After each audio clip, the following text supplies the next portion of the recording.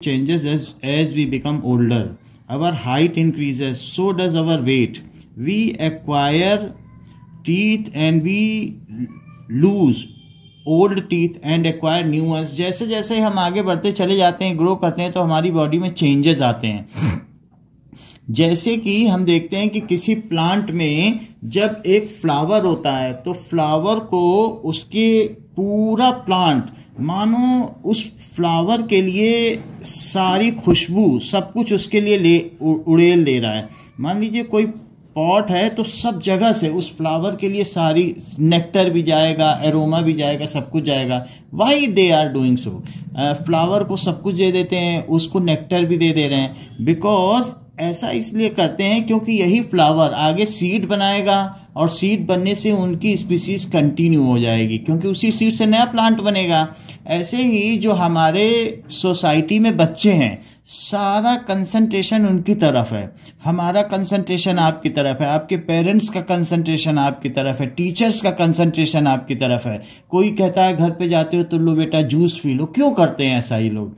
Because so that you become you grow and worthy to continue the species, जिससे कि आप human race को आगे बढ़ा सको। इसीलिए सब लोग करते हैं। एंड वी नो दैट अगर एक बेबी, आपके मन में ये होगा कि भाई एक बच्चा पैदा हुआ है तो क्यों नहीं उससे डिमांड किया जाता है, या एक अभी अभी फ्लावर पैदा हुआ है तो चलो अब तुम तुरंत सीड पैदा करो और फल पैदा करो। ऐसा नहीं किया जा सकता। जैसे मान लीजिए हमारे एक नया बच्चा पैदा हुआ है और हम उससे कहते हैं चलो तुम भी अब बच्चे पैदा करो, तो ऐसा नहीं किया जा सकता है। You have to acquire a physical strength up to certain extent, then only we can expect from you that you should reproduce species like us। तो जो हमारे ऑफ स्प्रिंग है, हम उनको ये चाहते हैं कि उनकी प्यूबर्टी आए तो, लेकिन उनकी रिप्रोडक्टिव एज स्टार्ट हो। जब प्यूबर्टी आती है तो एक रिप्रोडक्टिव एज स्टार्ट होती है, फिर उसके बाद रिप्रोडक्टिव हेल्थ बिल्डअप होती है, उसके बाद मेंटल हेल्थ बिल्डअप होती है, so that they are mentally, economically and इसके अलावा physically prepared to produce a child and nurture it in a well manner so that it is worthy for society. तो ऐसा करते हैं। तो हम लोगों में जब प्यूबर्टी आती है तो बॉडी में चेंजेस आते हैं। प्यूबर्टी की क्या जरूरत है, और जो हमारे अंदर सेकेंडरी सेक्सुअल कैरेक्टर्स हैं उनकी जरूरत क्या है? मान लीजिए अगर हम सब एक जैसे ही हों, बॉयज एंड गर्ल्स एक जैसे हों, तो कोई भी किसी की तरफ अट्रैक्ट ही नहीं होगा, और अगर अट्रैक्ट नहीं होगा तो ह्यूमन स्पीसीज यहीं टर्मिनेट हो जाएगी। तो इस तरीके से जो हमारी बॉडी में टेस्टोस्टेरोन है, जो मेल है, तो मेल में जो टेस्टोस्टेरोन है तो उससे क्या होता है कि उसमें टेस्टोस्टेरोन की वजह से जब बनना स्टार्ट होते हैं, कब बनना स्टार्ट होते हैं? जब अल्टीमेटली टेस्टीज ग्रो अप हो जाते हैं, और इसी तरीके से पीनस का साइज लार्जर होने लगता है, ब्लैकिश होने लगता है, और जो हमारा चेस्ट है वो ब्रॉडर होने लगता है, और हमारी बॉडी स्टिफ होने लगती है, वॉइस क्रैक होने लगती है, मूछें आने लगती हैं, बियर्ड आने लगती है, मॉस्टच आने लगती है। इस तरीके से हमारी बॉडी में हेयर आने लगते हैं। Why it is so? And there is in groin panel. Groin panel क्या होता है कि जो हमारे रिप्रोडक्टिव ऑर्गन्स हैं उस पैनल को कहते हैं ग्रॉइन पार्ट। तो वहां पर बाल आने लगते हैं, आर्म पिट पे बाल आने लगते हैं। Why it happens? और अगर मान लीजिए किसी में सब नहीं है तो जिसमें है वो अपने ग्रुप में चहका चहका फिरेगा। See I am having well balanced hormones. तो वो सबको ये दिखाता फिरता है कि देखो मैं कितना अच्छा मेल हूं। और जबकि अगर उसी में किसी बॉय की वॉइस अगर मेलोडियस से सॉफ्ट है तो वो बेचारा शर्माता ही फिरेगा, और अगर स्किन उसकी सॉफ्ट है तो दूसरे बच्चे उसको चिढ़ाएंगे। इसी तरीके से जो गर्ल्स हैं, अगर किसी गर्ल्स में अच्छा डेवलपमेंट है, उनकी फिजिकल बॉडी का डेवलपमेंट है, ब्रेस्ट का डेवलपमेंट है, तो और इसके अलावा आवाज मेलोडियस है और उसके चेहरे पर या और कहीं कोई बाल नहीं है, हेयरलेस टेंडर स्किन है, टेंडर का मतलब सॉफ्ट स्किन है, तो वो अपने ग्रुप में डोमिनेट करती है वो लड़की। क्योंकि जो हार्मोनल बैलेंस है हमारी बॉडी का, ये हार्मोनल बैलेंस अच्छा होना बड़े भाग्य की बात है कि एक मेल एक अच्छा मेल है और एक फीमेल एक अच्छी फीमेल है, so that it is only the point of attraction. इसमें ये कोई अट्रैक्शन की पॉइंट नहीं है कि हम गोरे हैं, काले हैं, क्योंकि आप अफ्रीका अफ्रीका में देखो, जो एक नीग्रो हैं जो काले होते हैं बिल्कुल, they are also attracted to each other because a girl is having well balance of hormone and negro boy is having well balanced of hormones. तो हमारी ह्यूमन रेस में ये तो हम लोगों ने बना रखा है, otherwise there is no criteria of beauty on the basis of color. It is only the hormonal balance. That's why various kinds of species, even pairs of birds of opposite gender, pairs of animals, pair of cow, everyone is attracted. In the similar manner human is also attracted.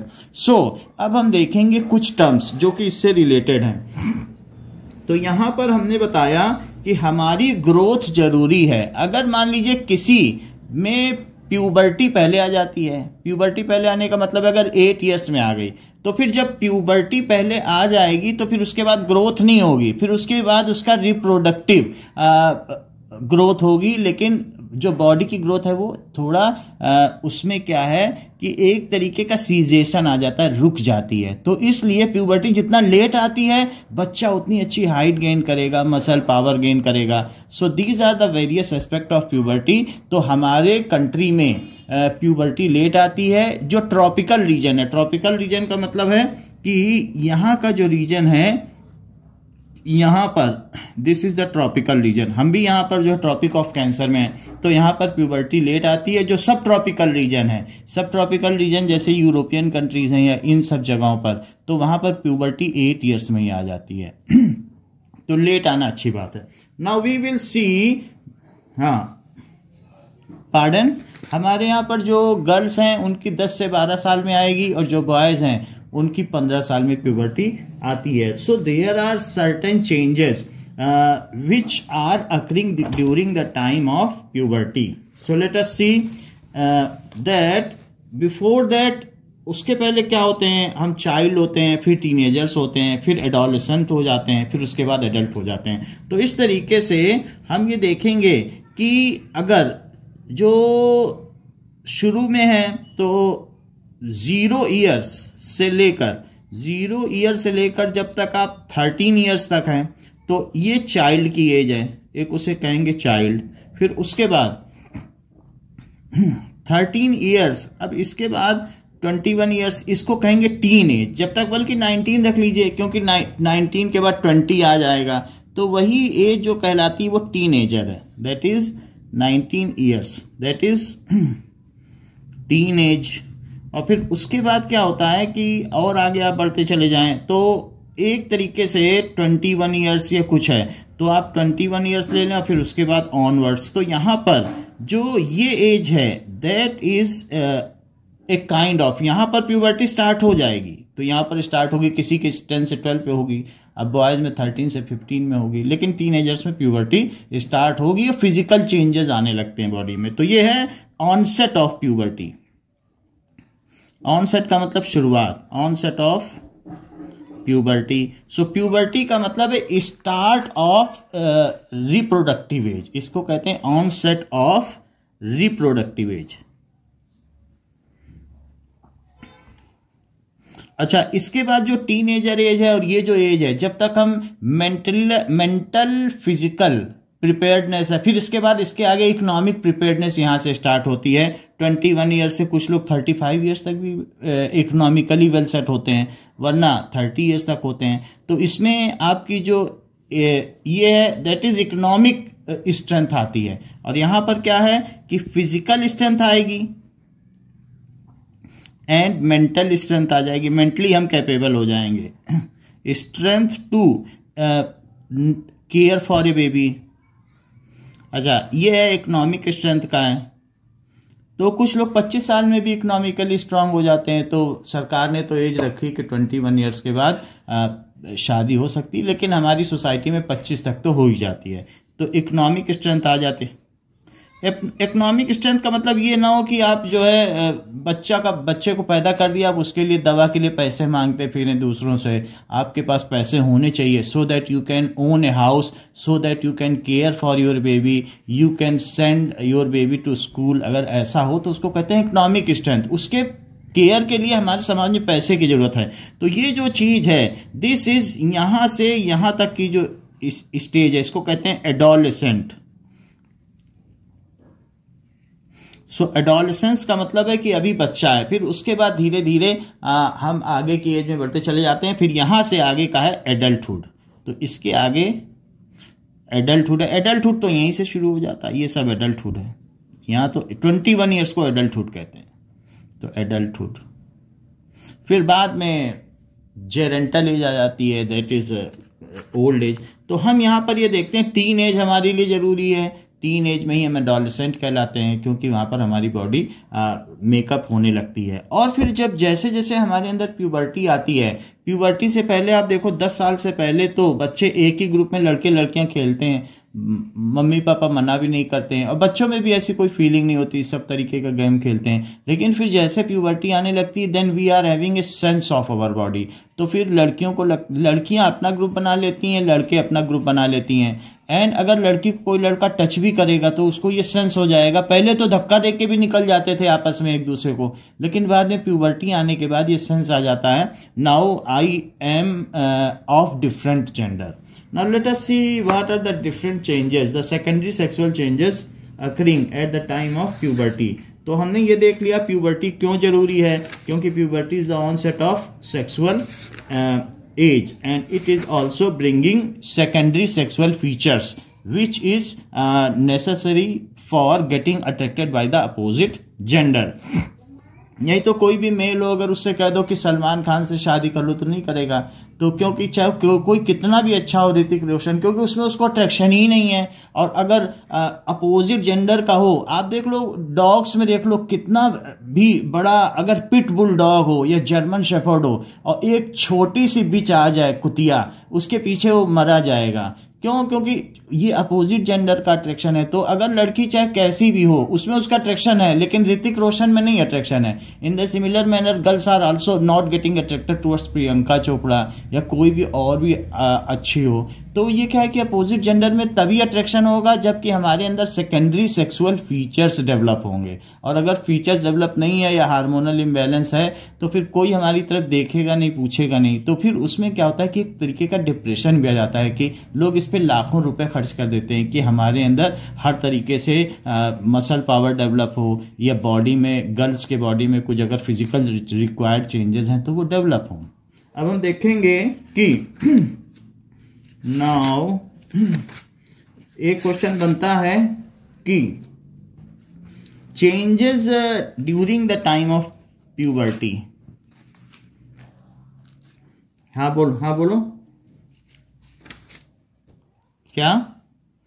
Physical and mental, physical and mental, हमें मानसिक रूप से भी prepare होना पड़ेगा, नहीं तो mental strength नहीं आएगी।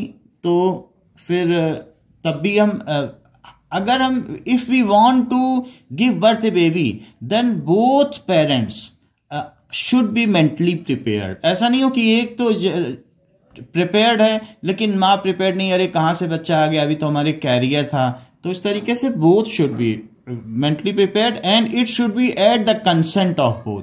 तो दोनों की कंसेंट से ही बच्चा पैदा होना चाहिए, तो इसलिए मेंटल प्रिपेयर्डनेस जरूरी है। Now what does it mean bye puberty? The age at which sex hormones begin to be produced and the boy and girls become sexually mature. The age at which sex hormones, तो sex hormones हम जानते हैं कि testosterone और फिर इसके अलावा female में प्रोजेस्टेरोन एंड एस्ट्रोजन। तो टेस्टीज में टेस्टोस्टेरोन है बॉयज में और इसमें प्रोजेस्टेरोन एंड एस्ट्रोजन है। तो जब sex hormones begin to be produced, इसी को गेमीट भी कहते हैं, इसी से गेमीट पैदा होंगे। सेक्स हार्मोन्स है, ये गेमीट बनाते हैं, गेमीट इनको हम नहीं कह सकते हैं। तो so sex hormone begin to be produced, to be produced and in turn they start producing gamete. जब सेक्स हार्मोन्स हो जाएंगे तो फिर क्या होगा? And in turn they start these लिख लीजिए, क्योंकि दे ह्यूमन के लिए आता है, किसी हार्मोन के लिए तो दे नहीं आएगा। These start getting produced, they start producing gametes. अब उसके बाद वो क्या करेंगे, दे स्टार्ट प्रोड्यूसिंग गेमीट्स। इसके बाद अगर वो जब गेमीट्स बनाने लग जाएं, सेक्स हार्मोन्स आ जाएं, ठीक है, इन बॉयज एंड गर्ल्स,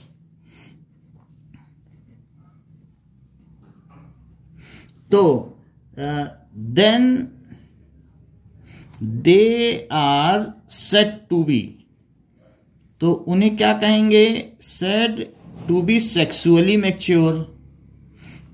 तो बॉयज और गर्ल्स को ये कहा जाएगा सेक्सुअली मैच्योर हैं। मैच्योर का मतलब क्या है, विएबल है। अगर ऐसे समय में मीटिंग हो जाए तो बच्चा पैदा हो सकता है, दैट इज विएबिलिटी। विएबल का मतलब उपजाऊ, जैसे जमीन उपजाऊ होती है, एक बंजर होती है और एक उपजाऊ होती है। तो विएबिलिटी क्या है कि एट दैट टाइम अगर आप सीड डालोगे तो उसमें जर्मिनेशन हो जाएगा। Then they are sexually mature is called puberty,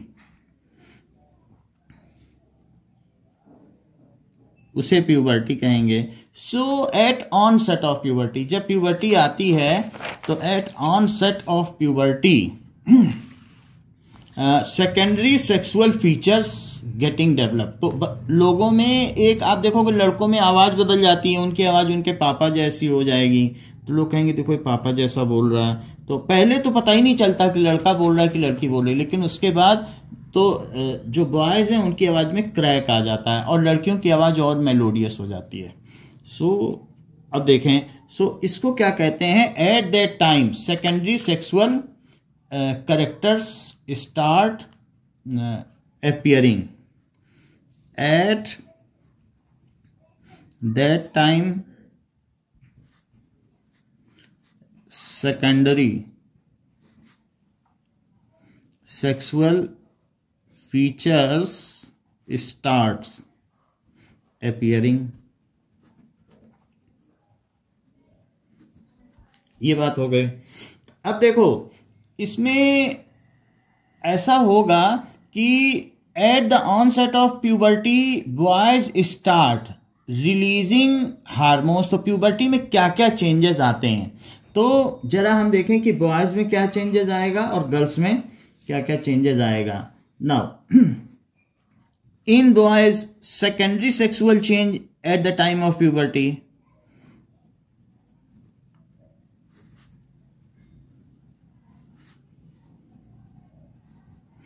change in boys. So boys attain puberty at the age of 13 to 14 years.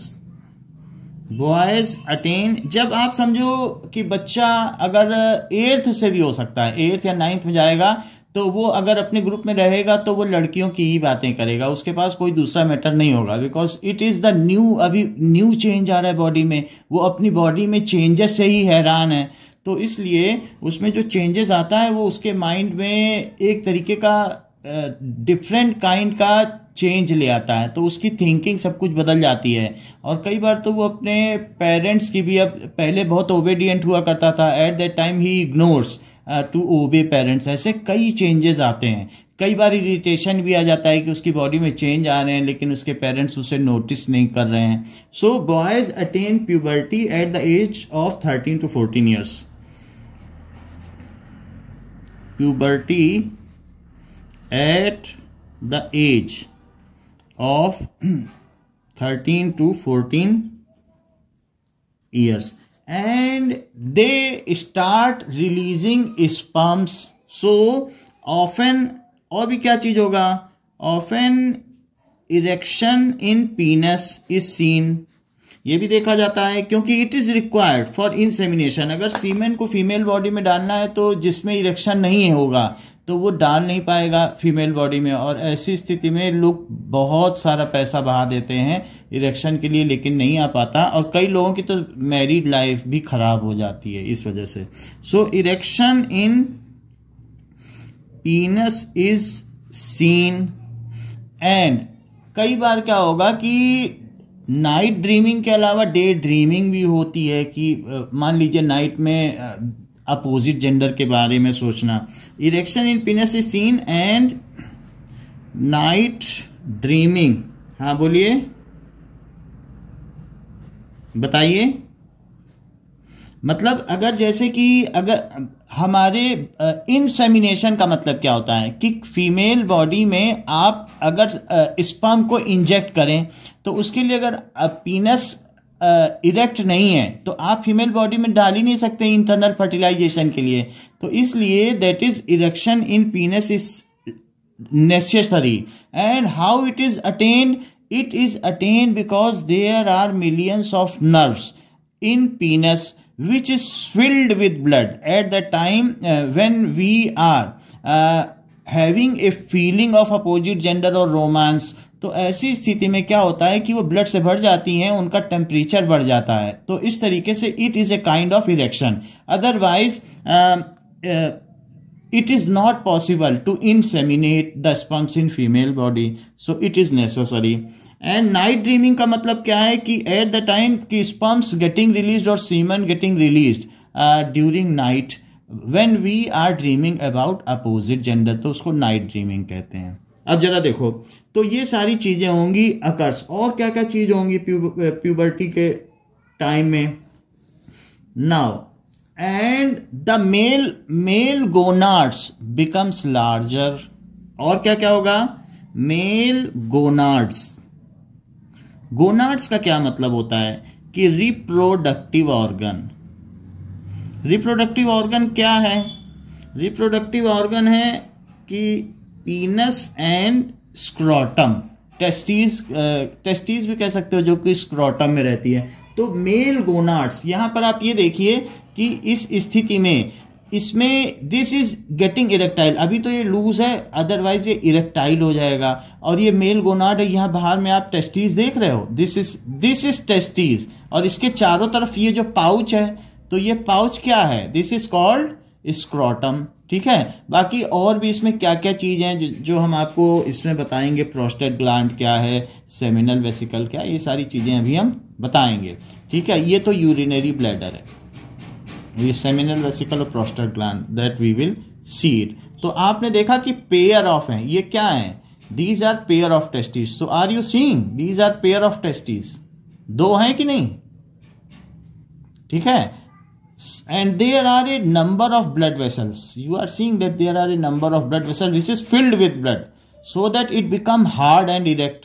ठीक है, so it is not curvical, it becomes hard. तो mail gonad का मतलब क्या है कि mail gonad यानी पीनस and testes ये लार्ज हो जाएंगे क्योंकि अब इनकी जरूरत है, हमें रिप्रोडक्टिव एज शुरू करनी है। Become, and it is expected, हमें खिलाया पिलाया गया और हम ह्यूमन स्पीसीज को ही आगे ना बढ़ाएं। So male gonads become larger and stiffer, large हो जाएंगे और साथ में and blacken.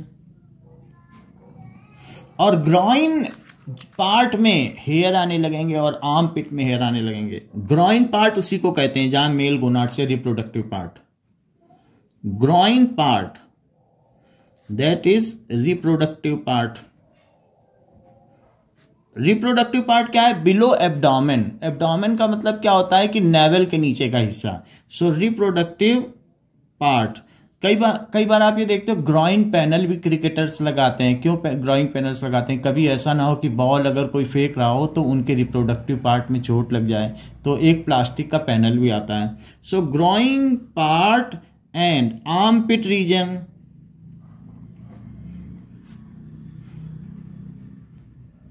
Have a start producing hair.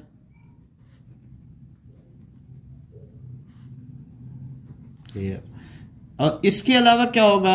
Also hair are getting developed in body. Also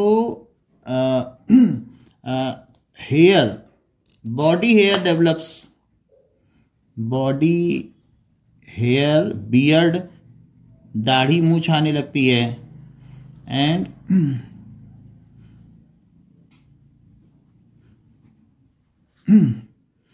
starts growing ऐसे ही एक्ने या पिंपल्स स्टार्ट होने लगते हैं, स्टार्ट अपीयरिंग ऑन फेस, तो पिंपल्स भी स्टार्ट होंगे। It is due to excess fat and lipid, body में एक्सेस फैट और लिपिड हो जाता है। Appear, start appearing on face. Okay, now the chest become broaden, chest broaden होने लगेगा और हिप श्रिंकन होने लगेगा। तो जो मेल है, तो मेल की बॉडी में किस तरीके का होगा, मेल की बॉडी में आप ये देखोगे कि उनमें जो भी बॉडी है, तो ये जो उनके बाइसेप्स और ट्राइसेप्स है वो बनने लगते हैं, और जबकि फीमेल की बॉडी में उनका हिप ब्रॉडन होने लगता है। तो इनका चेस्ट ब्रॉडन होगा और हिप नहीं ब्रॉडन होगा। तो ये मेल की बॉडी आप देखोगे तो पता चल जाएगी आसानी से। सो इट इज मेल, ठीक है। So this is a kind of male body. तो ऐसा क्या होगा कि चेस्ट बिकम मसल पावर। सो ये क्या होगा कि चेस्ट बिकम ब्रॉडर, तो ब्रॉड हो जाएगा। और क्या होगा, ठीक है।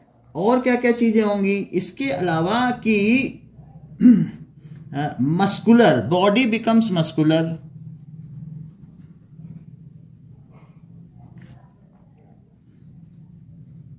भाई ये सलमान हो चाहे ऋतिक हो, क्या उनके चेहरे पे कोई मरता है, उनके मसल्स पर लड़कियां मरती हैं। तो मस्कुलर पावर, जो जितना अच्छा बॉय है तो वो दैट इज मस्कुलर है, दैट इज उस चीज को कहते हैं कि that is body becomes muscular. इसके अलावा और क्या चीज होता है, वॉइस क्रैक्स, वॉइस में जो मेलोडी थी वो चली जाएगी, वॉइस क्रैक्स, ये सारी चीजें होने लगती हैं। एंड इसके अलावा ये these are changes are due to testosterone. हाँ बोलिए, टेस्टोस्टेरोन है, बताएं। मेलोडी का मतलब है कि जो आवाज का मीठापन है या मधुरता है, कि स्वीटनेस, तो आवाज अब फटने लगेगी। आवाज क्यों फटने लगेगी, क्योंकि जो क्या होता है कि उनके लैरिंग्स हैं, जो वॉइस बॉक्स है, तो उसका जो मसल है वो मोटा हो जाएगा। तो एक जैसे शेर की आवाज होती है, वो जब बोलेगा तो उसमें क्या होगा कि दैट इज उसमें क्या होगा कि एम्पलीट्यूड जो होगा बहुत ज़्यादा होगा। तो और जबकि फीमेल की आवाज़ में फ्रीक्वेंसी ज़्यादा होती है, उनके वॉइस बॉक्स की मसल्स बहुत पतली होती है, और फ्रीक्वेंसी एक ऐसे की आवाज़ है, इसमें फ्रीक्वेंसी ज़्यादा है। जबकि अगर आप देखो ड्रम है, तो ड्रम बीट में ड्रम या नगाड़ा, तो नगाड़े की आवाज़ बहुत दूर तक जाएगी, क्योंकि ये बहुत ऊपर और नीचे जाता है। तो उसी तरीके से हमारा वॉइस बॉक्स में क्या होगा कि बहुत ज़्यादा वाइब्रेशन है, तो हम बोलेंगे तो बहुत तेज बोलेंगे। जबकि गर्ल्स की आवाज़ में क्या होगा कि बहुत जल्दी जल्दी फ्रीक्वेंसी होगी, वो बहुत ऊपर ज़्यादा नीचे नहीं जाएगा उनका वॉइस बॉक्स, और बहुत ज़्यादा फ्रीक्वेंसी। अगर उनमें 1000 वाइब्रेशंस पर सेकंड है, तो हमारे में 20 वाइब्रेशन पर सेकंड है। तो उनमें मेलोडी ज़्यादा होती है गर्ल्स की आवाज़ में, और हमारे में क्या चीज़ ज़्यादा होती है, एम्पलीट्यूड यानी एनर्जी। बॉयज़ की आवाज़ में एनर्जी ज़्यादा है, जबकि गर्ल्स की आवाज़ में मेलोडी। तो यहाँ फ्रीक्वेंसी की बात, नंबर ऑफ वाइब्रेशंस पर सेकंड लड़कियों में ज़्यादा है, और ये कि अपने मीन पोजीशन से कितना ऊपर और कितना नीचे जाता है, ये चीज़ बॉयज़ में ज़्यादा है। तो वॉइस हम लोगों की कैसी हो जाती है बताइए, it cracks. These all changes are due to testosterone. High pitch ये और ये लो पिच है, ठीक है ना। तो हाई पिच गर्ल्स में हो जाएगी, और ये बॉयज में कैसी हो जाएगी, लो पिच, ये चीज हो जाएगी। तो वॉइस क्रैक हो जाएगी। These all changes are due to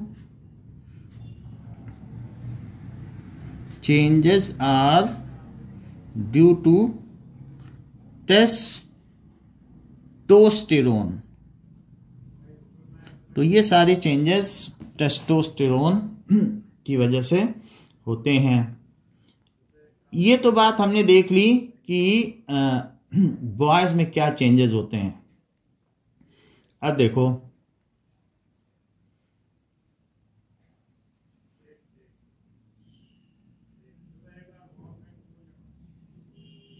puberty in boys.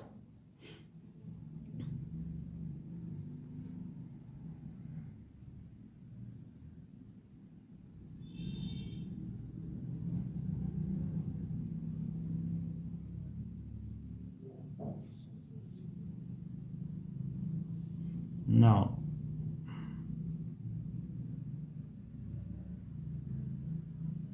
if you saw our first video on puberty, you learned that somewhere between the ages of 9 and 15, Hey, Wellcasters!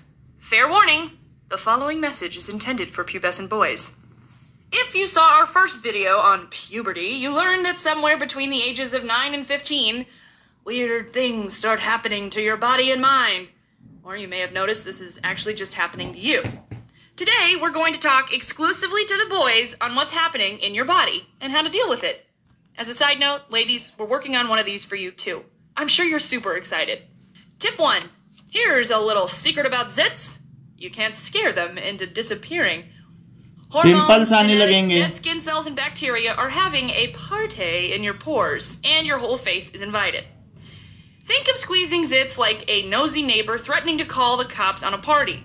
It might quiet the storm for a little bit, but as soon as the neighbor leaves, you can be sure the party will flare up again, maybe even louder. Hello, red irritated spots. You're best off washing your face regularly, especially after excessive sweating. But hey, don't wash your face too much. Excessive sweating आने लगेगी और जो sweat है उसमें एक तरीके की smell भी आती है. ये भी puberty में होता है. So your skin gets the alphabet of vitamins it needs to glow. Pause and print this whole list of amazing foods that'll help you fight acne from the inside. If your skin is especially angry, don't hesitate to consult a dermatologist. It's okay. We all need a little help sometimes. And you know, dermatologists तो pimples आने लगेंगे तो हमें अपनी skin regularly wash करनी है. Can you hear me all the way up there?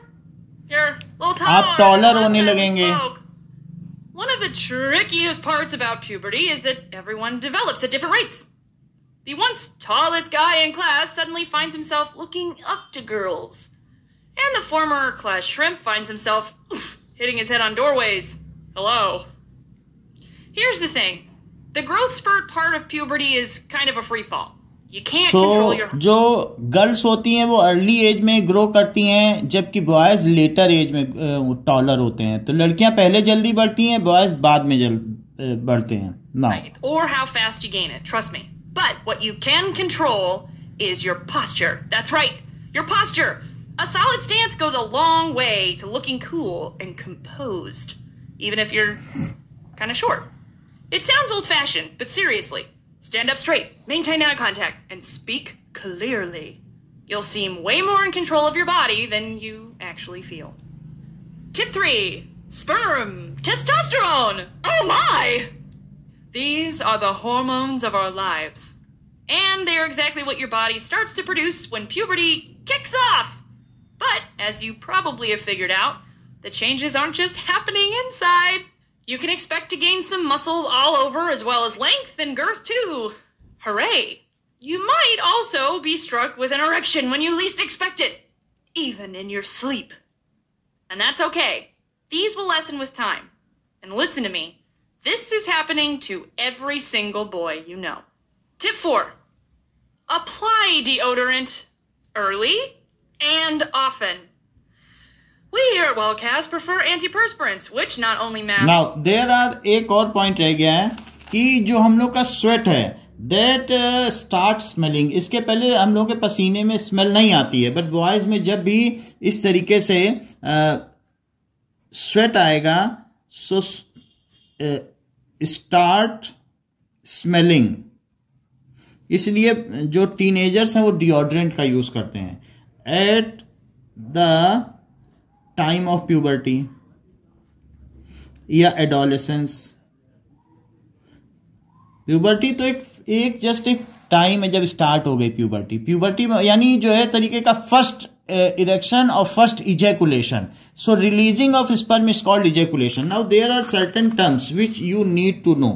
तो इसमें हम ये देखेंगे कि what does it mean by semen. So sperms are dry. So our testes reproduce sperm. So when sperms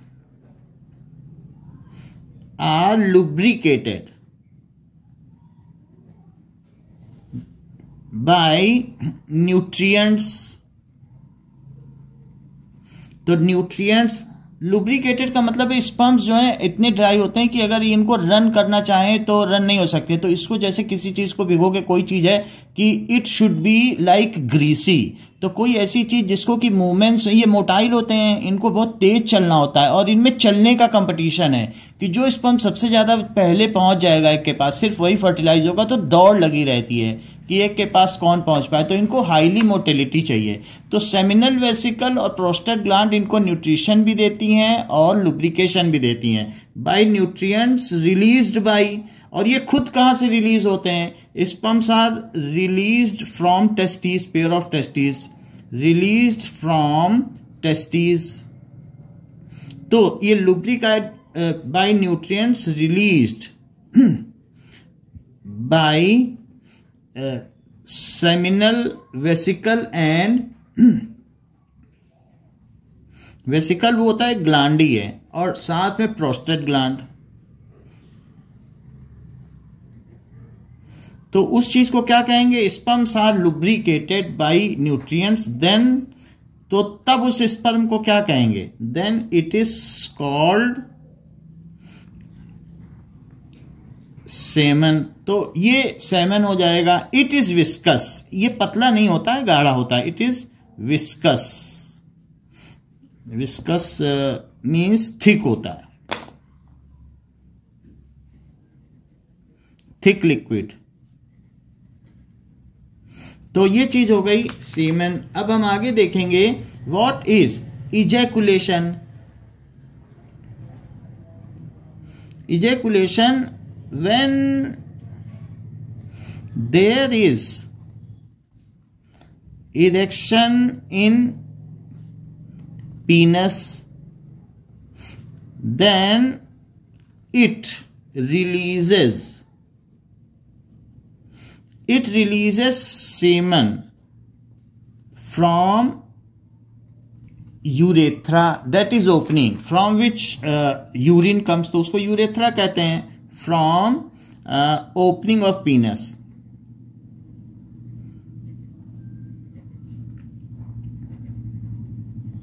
ठीक है। तो ये जो इसका रिलीज है, so it is called ejaculation. So it is a sudden release, so it is called ejaculation.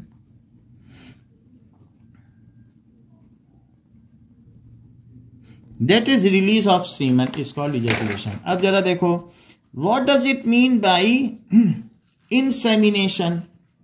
Insemination क्या होता है?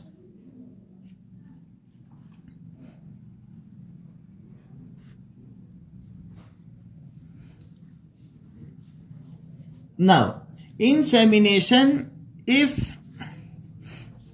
स्पर्म्स, या फिर ये कह सकते हैं कि स्पर्म्स ही मेन है, सेमन तो कह सकते हैं, अदरवाइज स्पर्म ही ठीक है। Sperm is released inside female body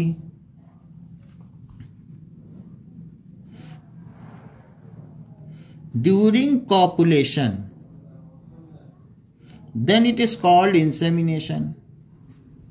it is called, अगर मान लो फीमेल बॉडी के अंदर डाला जाएगा तो फिर इसको कहते हैं, इट इज कॉल्ड इंसेमिनेशन। नाम से ही पता चल रहा है कि सीमेन को अंदर डाल दिया गया, तो इंसेमिनेशन कहलाएंगे।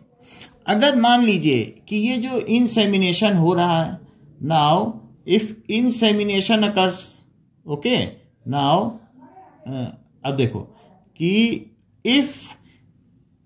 If semen is release outside female body, तो ऐसा भी हो सकता है, तो उसमें एक्सटर्नल फर्टिलाइजेशन होगा। और अगर अंदर किया जा रहा है तो दैट इज कॉल्ड इंसेमिनेशन। कई बार ऐसा होता है कि पेनिस में इरेक्शन नहीं आता है, तो फिर जो डॉक्टर्स होते हैं तो ऐसे केस में वो आर्टिफिशियली इंजेक्शन से डालते हैं फीमेल बॉडी में सीमन को, तो उसको कहते हैं आर्टिफिशियल इंसेमिनेशन। एक है नेचुरल इंसेमिनेशन कि कॉपुलेशन के बाद किया जाए। कॉपुलेशन कुछ नहीं है कि मेल और फीमेल बॉडी का फिजिकल कांटेक्ट हो जाए, तो उस चीज को कहते हैं they are contacting the body side by side, तो उसको कहेंगे कॉपुलेशन। और इंसेमिनेशन उसके बाद अंदर में हो सकता है। Otherwise if in certain cases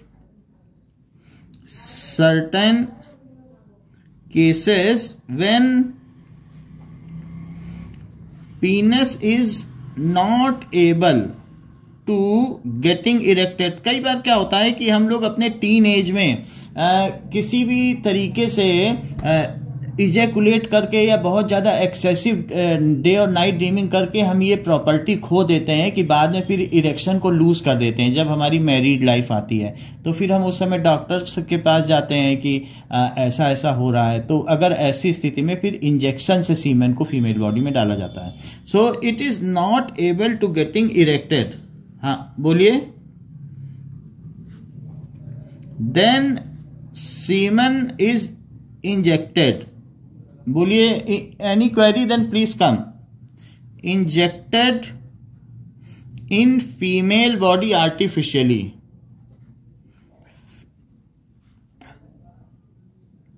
insemination का मतलब है कि अगर मान लीजिए पीनस हार्डर हो गया, तो ऐसी स्थिति में हम फीमेल बॉडी के रिप्रोडक्टिव ऑर्गन में, उसके वजीना में हम उसको इंसर्ट करेंगे और इजैकुलेट कर देंगे, तो उसकी बॉडी में वजीना फिर सर्विक्स से चलकर ये यूट्रस से होता हुआ फिलोपियन ट्यूब तक चला जाएगा। तो ये जो चीज, ये टोटल प्रोसेस है, दैट इज कॉल्ड इंसेमिनेशन। यानी कि हम to inject semen in female body is called insemination. बोलो बात समझ में आ गई कि नहीं, बताइए। इंजेक्टर। और लेकिन अगर मान लीजिए अगर इरेक्शन नहीं हो रहा है, we are not capable to erect किसी भी तरीके से, तो उसको कहते हैं कि रिप्रोडक्टिव डिसीज है। अगर इरेक्शन नहीं हो रहा तो उसे भी रिप्रोडक्टिव हेल्थ को इनकैपेसिटेंस कहते हैं कि भाई ये डिसीज है, इसे दिखाना चाहिए।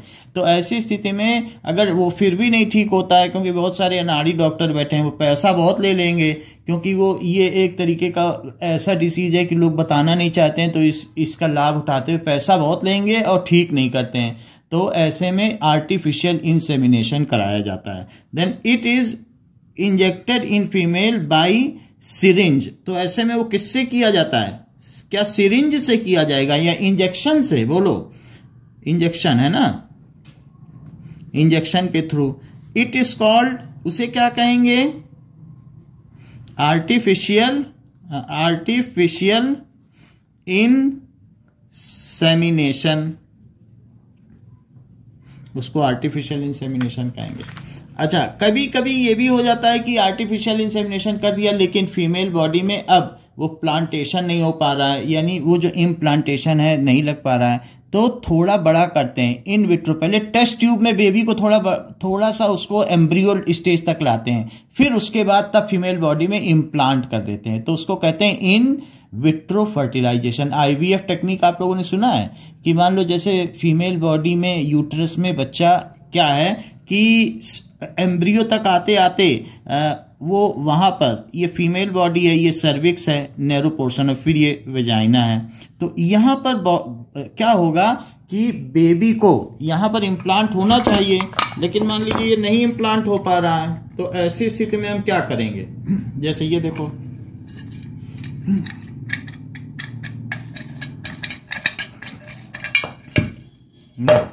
अब देखिए कि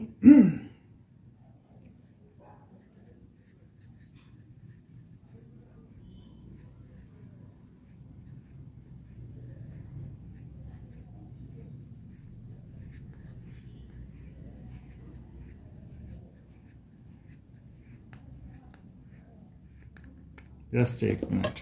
तो ये फीमेल बॉडी है, फीमेल रिप्रोडक्टिव ऑर्गन, इसको कहेंगे फीमेल रिप्रोडक्टिव ऑर्गन। इसमें ये पार्ट क्या है? That is fallopian tube. Fallopian tube है, ये इसके फिम्ब्रे है। फिम्ब्रे का मतलब है finger like structure. So this is finger like structure. यहाँ पर ये फिम्ब्रे हो गया, ये फैलोपियन ट्यूब है। ये बोलो, हाँ, इसका काम है कि जो यहाँ से एग रिलीज करेगी तो ये अपनी फिंगर से ऐसे पकड़ लेगी, ऐसे पकड़ लेगी। ये फिम्ब्रे का काम है।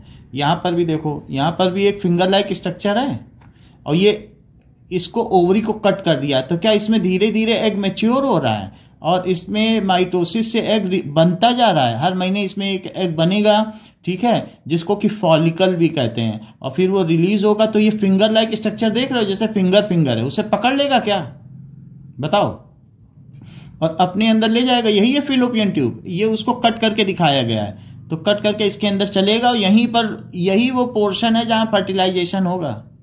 और फर्टिलाइजेशन होगा, जब तक फर्टिलाइजेशन होगा तो जाइगोट बन जाएगा।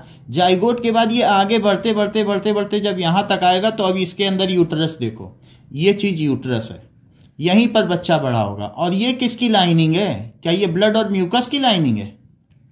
बोलो, यूट्रस के चारों ओर। इसी पे इम्प्लांट होना है क्या? यहीं पर एम्ब्रियो को लगना है। अगर मान लीजिए एम्ब्रियो नहीं लग पाता है, इम्प्लांटेशन नहीं, कईयों में तो इम्प्लांटेशन ही नहीं हो पाता है। कई लोग क्या करते हैं कि फर्टिलाइजेशन कर लिया शादी के बाद, लेकिन प्लानिंग नहीं है बच्चे की। तो अगर किसी भी पेड़ में आप क्या करो, झटक के उसके फल तोड़ लो, अभी कच्चे फल को, तो फिर उसमें फल नहीं लगते हैं। तो वो क्या करते हैं, अबॉर्ट करा देते हैं, if they don't want to have baby. और तो पहला बेबी इम्प्लांट हुआ, फिर उसको कहेंगे नहीं, जा करके डॉक्टर के पास क्लीनिंग करा लेंगे कि हमें बेबी नहीं चाहिए, अभी तो हमारा कैरियर है, और इस तरीके से कई बातें होती हैं। तो ऐसी स्थिति में फिर उनके बच्चा इम्प्लांट ही नहीं होता।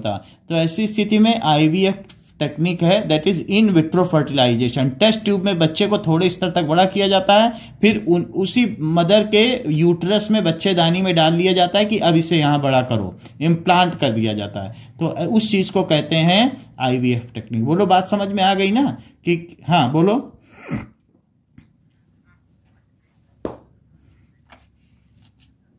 क्या?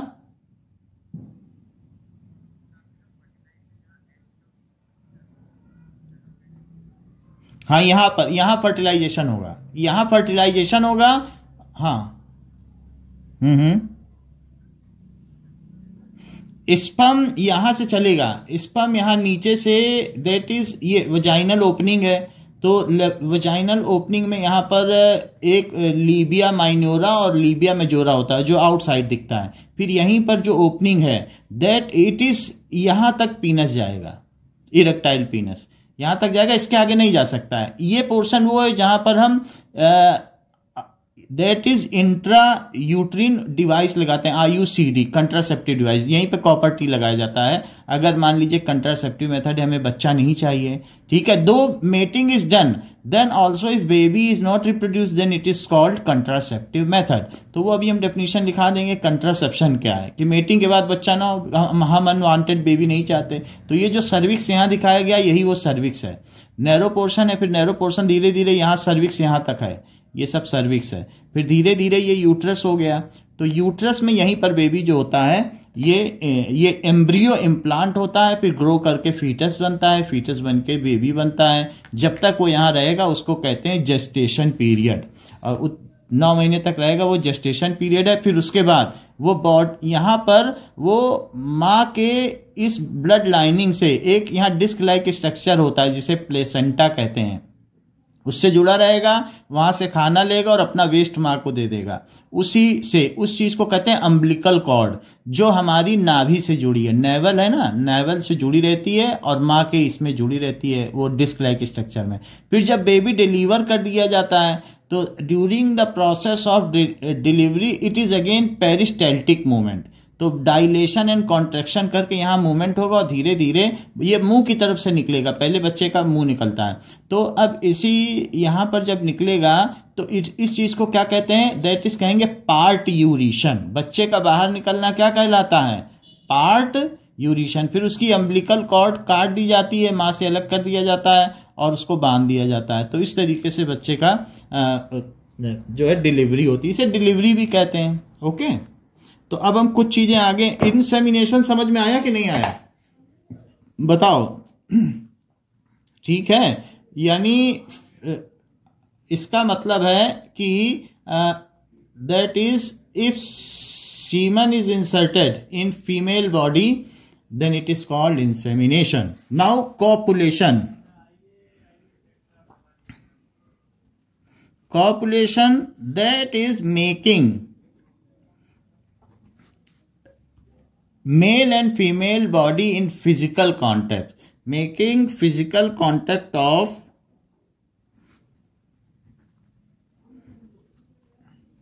Male and female body. ऐसे सिर्फ हगिंग के लिए नहीं कि आपस में हम प्यार करते हैं तो हम आपस में एक दूसरे को हक कर रहे हैं, माँ से हक कर रहे हैं, तो वो कॉपुलेशन नहीं है। फिजिकल कांटेक्ट फॉर रिप्रोडक्शन, अगर रिप्रोडक्शन के लिए किया जाएगा तभी कॉपुलेशन कहा जाएगा। Physical contact of male and female body for, इसके लिए किस लिए? For releasing of sperms and ओवा, ठीक है, या for reproduction is called copulation. जब कॉपुलेशन किया जाता है तो ऐसे टाइम पे क्या हो जाएगा? Copulation results in ejaculation, erection and ejaculation, इससे ये चीज हो जाएगी और फिर आगे इसी चीज को मेटिंग कहेंगे। Copulation along with ejaculation is called mating. Copulation और साथ में इजैकुलेशन भी हो जाए, अलोंग विद इजैकुलेशन। इजैकुलेशन का मतलब होता है release of sperm, is called mating. Now menarche किसे कहते हैं? Menarche means female at the time of 10 to 12 years is the time for onset of puberty in female. So that is in female onset of puberty, यानी release of first egg, इसे कहेंगे puberty. Release of first egg उसको कहेंगे puberty. और release of first ejaculation अगर boys में हो जाए तो उसको भी प्यूबर्टी कहेंगे, फर्स्ट इजैकुलेशन। और फर्स्ट रिलीज एग हुआ तो उसको क्या कहेंगे? In female onset of puberty takes place, ठीक है, at 10 to 12 years age. If the released egg does not result in fertilization, तो ऐसी स्थिति में क्या चीज होती है कि during the release of egg uterus lining becomes thick, क्योंकि अब वो हर महीने ये उम्मीद की जाती है कि अगर एग रिलीज हो रहा है तो उससे उसमें पोटेंशियल होता है कि वो बच्चा बना दे। तो ऐसी स्थिति में क्या होता है? एग के रिलीज के साथ साथ जो यूट्रस की लाइनिंग है वो ब्लड और म्यूकस से थिक होने लगती है। देखो ये थिक हो गई है, ब्लड और म्यूकस है, ये red. So at the time of release of egg, eight the time of release of egg, तो जो उसके अंदर की लाइनिंग है उसको कहते हैं endometrium. So inner lining of uterus, तो यूट्रस को बच्चेदानी भी कहते हैं क्योंकि बच्चा वहीं बढ़ता है। So that is uterus, that is endometrium. फिर उसके बाद मायोमेट्रियम है, उसके ऊपर की लाइनिंग, लेकिन हमें एंडोमेट्रियम से मतलब है जिसमें बिकम्स थिक, सिर्फ थिक नहीं होती है, becomes thick and spongy, thick and spongy, कि बच्चा उसमें बढ़ेगा तो उसके लिए स्पॉन्जी होती है। By blood and mucus, mucus वो होता है जैसे नोज रनिंग होती है, रनिंग नोज, तो उसमें म्यूकस निकलता है, कई बार डाइसेंट्री में म्यूकस निकलता है। म्यूकस, और म्यूकस तो फिर हमारे स्टमक में भी है जो उसको प्रोटेक्ट करता है। तो ब्लड एंड म्यूकस से वो स्पॉन्जी हो जाती है।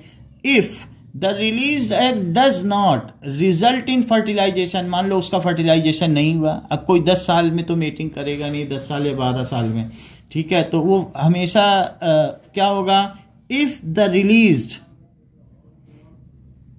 egg does not result in fertilisation,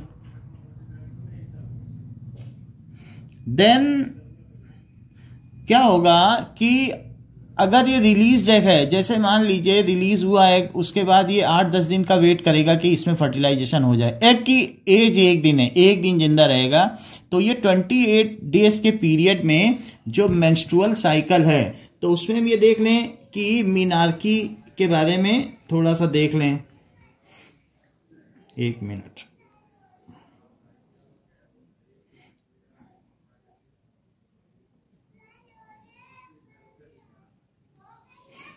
day wise menstrual cycle,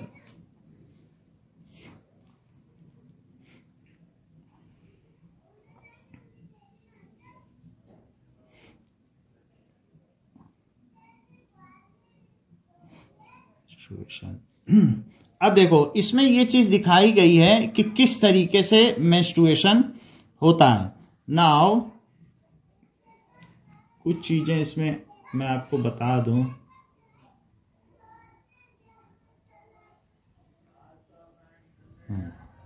आप देखिए कि ये तो यहां पर ये बताया गया है कि मान लीजिए कि रिलीज ओव्यूलेशन कब हो सकता है, कि 13, 14, 15 डे में ओव्यूलेशन हो सकता है। 13, 14 एंड 15 डेज में क्या हो सकता है, ओव्यूलेशन। तो हम मेंस्ट्रुअल साइकिल के बारे में पूरी बात देखेंगे कि क्या क्या होता है। तो ये देखिए,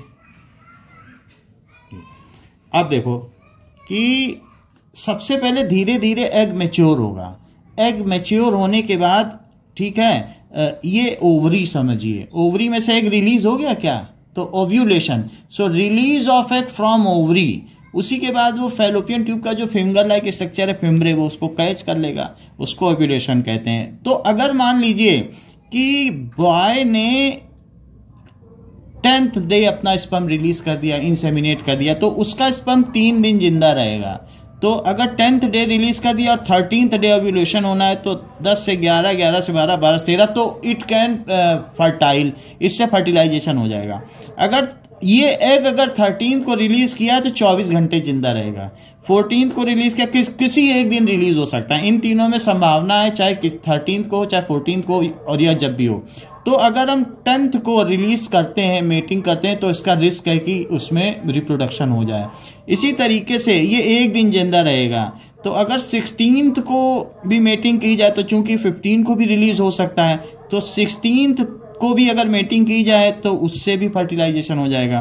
तो ये कहा जा सकता है कि 10th से पहले, अगर मान लीजिए अब ऐसी स्थिति में ऐसा नहीं किया गया, मेटिंग नहीं की गई, तो फिर ये सारे धीरे धीरे क्या होगा कि ये जो लाइनिंग है, अंदर की जो लाइनिंग है, जो ये थिक लाइनिंग हमने आपको बताई थी ना म्यूकस की, ये लाइनिंग ये धीरे धीरे क्रैक होने लगती है, और क्रैक होने के बाद क्रैक हो जाएगी, और पूरी तरीके से ये जो ब्लड और म्यूकस है, ये जो है ब्लीडिंग होने लगती है। That comes out from vagina. So the flow of mucus and blood from vagina, वैसे तो 3 दिन या 4 दिन में ये कंप्लीट हो जाती है, अदरवाइज फिर भी किसी में 5 डेज लग जाते हैं। ज़्यादा इसमें 7 दिखाया गया, बट 5 डेज एक्सट्रीम है, 6 डेज भी लिया जा सकता है। तो ये मेंस्ट्रुअल साइकिल है, तो ये वजाइनल फ्लो होता है, और फिर से नई लाइनिंग बनती है, तो धीरे धीरे फिर नई लाइनिंग बनती है। तो इसको कहते हैं मेंस्ट्रुअल फ्लो और मेंस्ट्रुएशन। तो अगर मैं 28 डेज का साइकिल बनाऊं, हाँ बोलो, हाँ एनीथिंग, हाँ 10th से लेकर 16th डे तक ये जो चीज होती है मेंस्ट्रुअल साइकिल। तो मेंस्ट्रुअल साइकिल जब हो रहा है, अगर मेंस्ट्रुअल साइकिल तब मानना चाहिए कि अगर मान लीजिए 12 बजे के बाद हुआ है, तो उसे नेक्स्ट डे में काउंट करना चाहिए, तो उसे वो दिन मानना चाहिए कि मेंस्ट्रुअल फ्लो शुरू हुआ कब हुआ। तो ये चीज सनसेट से वैसे ली जाती है कि सनराइज कब हो रहा है, सनराइज के पहले वाला पहला दिन और सनराइज के बाद दूसरा दिन मानना चाहिए। तो ये पीरियड तो ऐसा पीरियड है कि it is having a blood और म्यूकस का फ्लो है, तो ये पंजेंट स्मेलिंग है, तो इट इज उसके लिए कई तरीके के वो होते हैं कि स्मेल ना हो। तो अब ये मेंस्ट्रुअल साइकिल के दौरान मेटिंग नहीं हो सकती है, ठीक है, क्योंकि इससे कई तरीके की डिसीज भी हो सकती हैं। तो इस समय मेटिंग नहीं हो सकती है, लेकिन 8-9 ये सेफ पीरियड माना जाता है मेटिंग के लिए। ये और जो 17th के ऊपर का ये सारा सेफ पीरियड है। तो ऐसे टाइम पे अगर हम बिना किसी कंट्रासेप्टिव मेथड के भी करेंगे तो भी ये कहा जा सकता है, अगर शुरू से ही छोड़ दो, ये 2 दिन का भी रिस्क ना लिया जाए, 18th के आगे, या आप ये समझ लीजिए 17th के आगे 28 डेज तक सेफ पीरियड है, बिना प्रोटेक्शन के भी करेंगे तो सेक्सुअल डिसीज है तब तो हो जाएगी, सिफिलिस है, गोनोरोइया है या वार्ड्स है, इस तरीके की जो कि जानलेवा बीमारी हैं। Otherwise if both are healthy then there is no problem and there is no chance of fertilization. हम मेंस्ट्रुअल साइकिल के बारे में पूरा बताएंगे, लेकिन अभी हमने आपको बताया कि ओव्यूलेशन क्या होता है और मेंस्ट्रुअल फ्लो क्या होता है। तो अब हम ये आपको बताने, हाँ बोलो।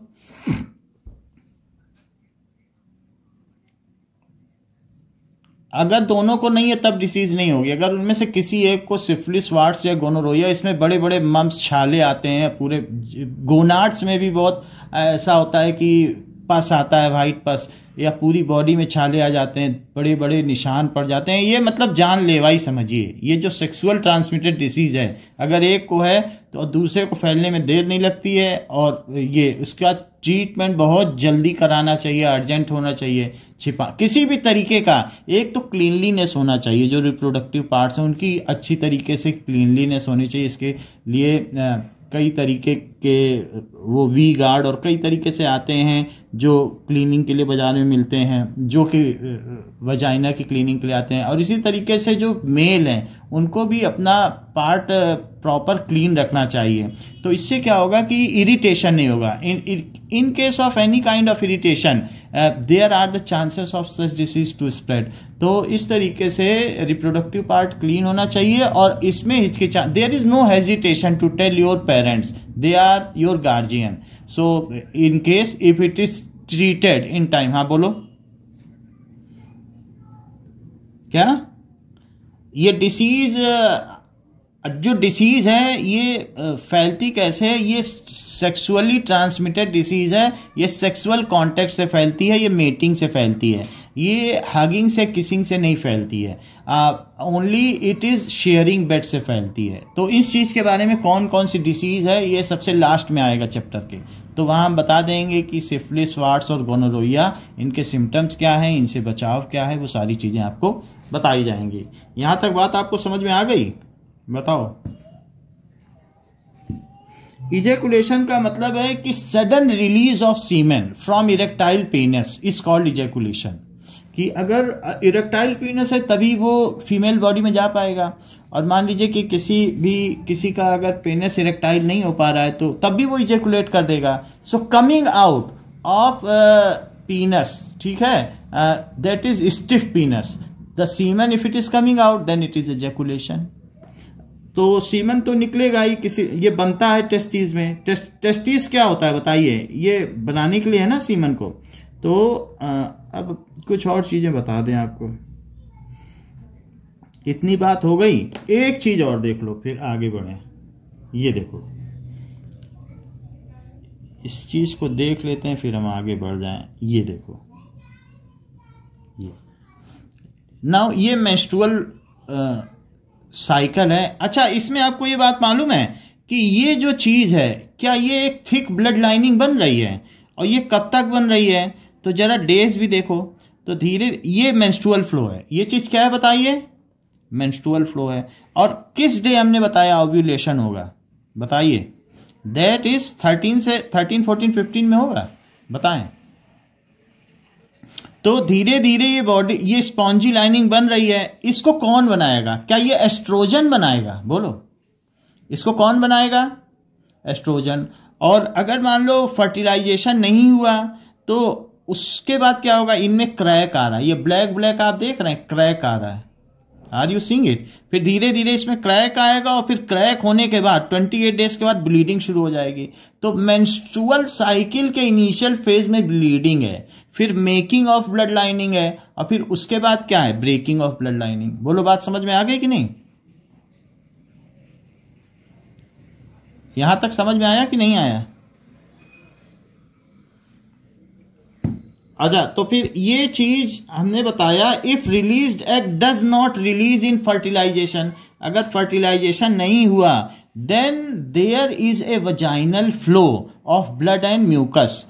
तो ये जो फर्स्ट पहली बार फ्लो हुआ है उसको मीनार्की कहेंगे। उसको कहेंगे कि उसमें कई जगह सेलिब्रेशन भी कराया जाता है, जैसे तमिलनाडु या साउथ इंडिया में, कि हमारी लड़की मैच्योर हो गई है, अब शादी के लायक हो गई, तो वहाँ पर लोगों को खिलाया पिलाया भी जाता है। ठीक है। So does not result in fertilization, then there is, तो क्या होगा, क्रैक इन इनर लाइनिंग। फिर इनर लाइनिंग में क्रैक हो जाएगा कि नहीं, एंड क्रैक का मतलब है कि जो स्पॉन्जी लाइनिंग है धीरे धीरे वो डिके हो जाएगी, पूरा का पूरा टूट के गिर जाएगा। बस ये सारा का सारा जो स्पॉन्जी लेयर है ये पूरा गिर के बह जाएगा।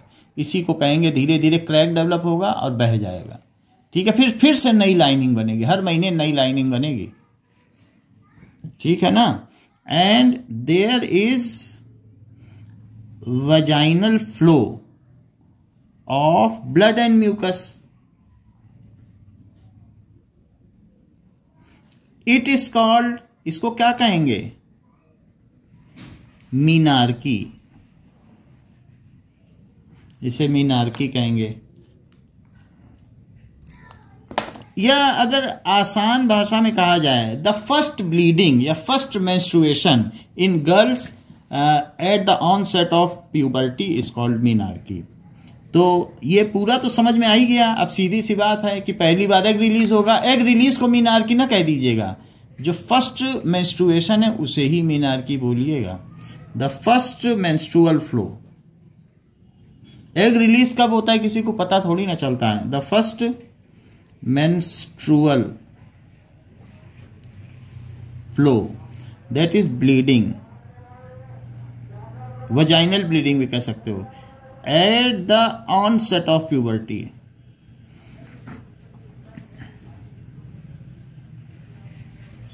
Is called मीनार्की।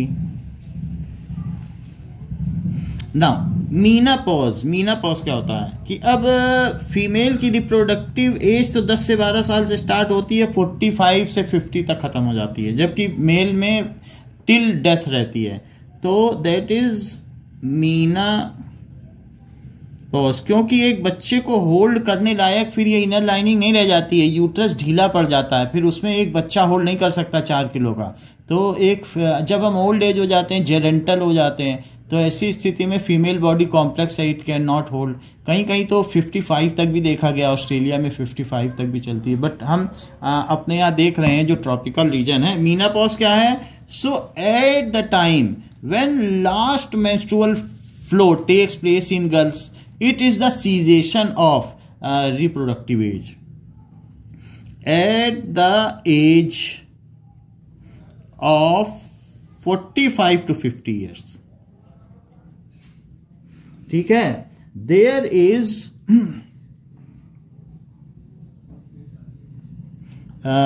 cessation या last menstrual flow is seen। उसके बाद ही पता चलेगा कि भाई अब पीरियड नहीं हो रहे हैं। इसको पीरियड्स कहते हैं कि हर महीने ये जो मेंस्ट्रुअल फ्लो है उससे पता चलता है कि हाँ पीरियड्स हो रहा है। इसका मतलब हमारी रिप्रोडक्टिव एज है। There is last menstrual flow. ठीक है। This is cessation. सीजेशन का मतलब कि टर्मिनेशन भी कह सकते हो। टर्मिनेशन ऑफ रिप्रोडक्टिव एज, कि अब फीमेल बच्चे पैदा नहीं कर सकती है। Termination of reproductive as.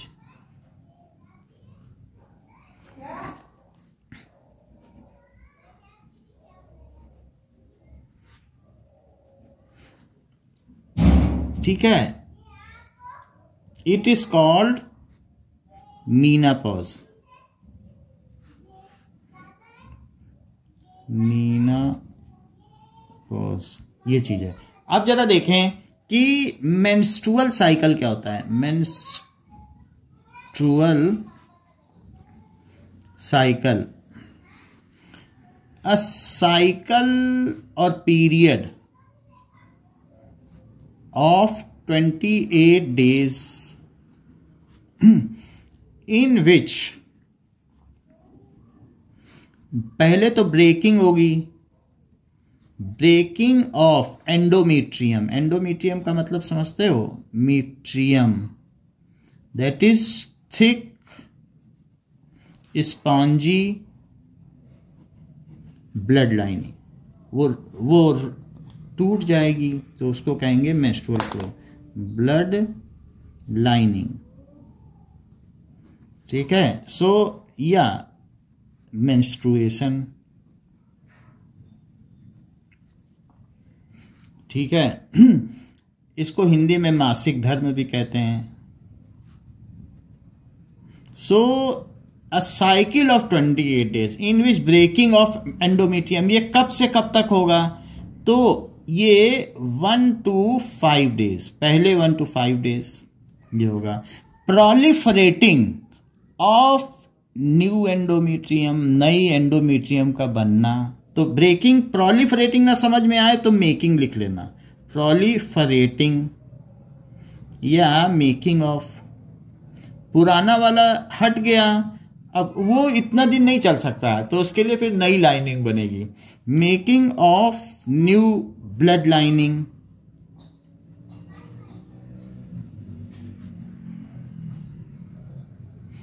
And if fertilization does not occur, तो मेकिंग ऑफ जो न्यू ब्लड लाइनिंग है उसकी क्या एज है? तो ये 5 दिन तक तो फ्लो होता ही रहेगा। फिर ये माना जाता है कि 7 से लेके 13 डेज तक ये बनती रहती है, 13 डेज। ठीक है, 13 और उसके आगे भी अब ये एग आएगा धीरे धीरे एम्ब्रियो बन के, तो उसको 3 दिन 2 दिन तो लग ही जाते हैं एम्ब्रियो बनने में, तो 16 डेज तक आप मान लें ये बनती रहती है। इसको हम फिगर से एक बार फिर से देख लें कि कब तक बनती है, फिर प्रोजेस्टेरोन कब काम करेगा। नाउ 13 डेज तक कह रहा है, सो 7 to 13 डेज तो नई लाइनिंग बनेगी। अब फिर इसके बाद नाउ ब्रेकिंग भी होगी, ब्रेकिंग या डेवलपिंग क्रैक,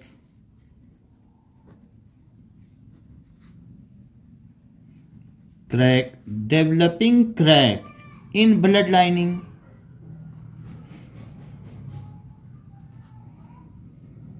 इसके ये 16 तक इंतजार करता है कि भाई 15 तक तो मैं ओव्यूलेशन है, तो ये चीज है। ठीक है, नाउ अब इसके बाद making of new blood lining, फिर इसके बाद आप ये लिख लीजिए, ये ना लिखिए, दैट इज ओव्यूलेशन।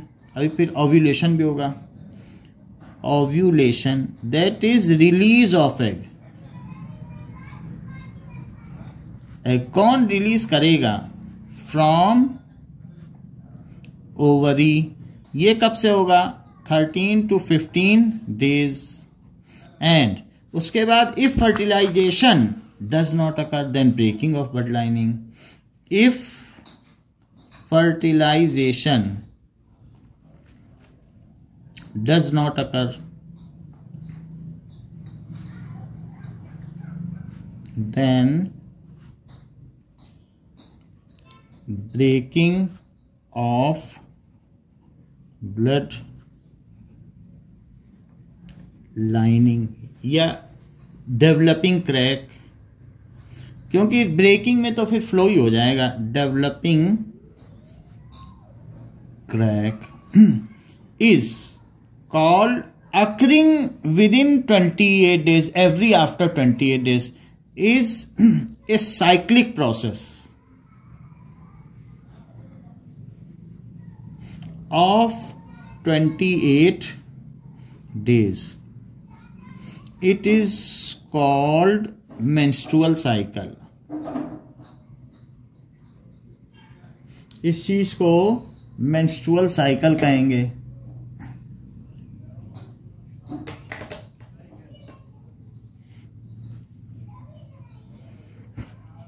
तो इसमें क्या चीज दिखाई गई है कि मेंस्ट्रुअल साइकिल में ये दिखाया गया है कि मान लीजिए कि धीरे धीरे ये डीजनरेट होगा। ये जो चीज है मेंस्ट्रुएशन में जो लाइनिंग है वो पतली होती चली जाएगी और पूरी तरीके से डीजनरेट हो जाएगी। ओके, एक मिनट।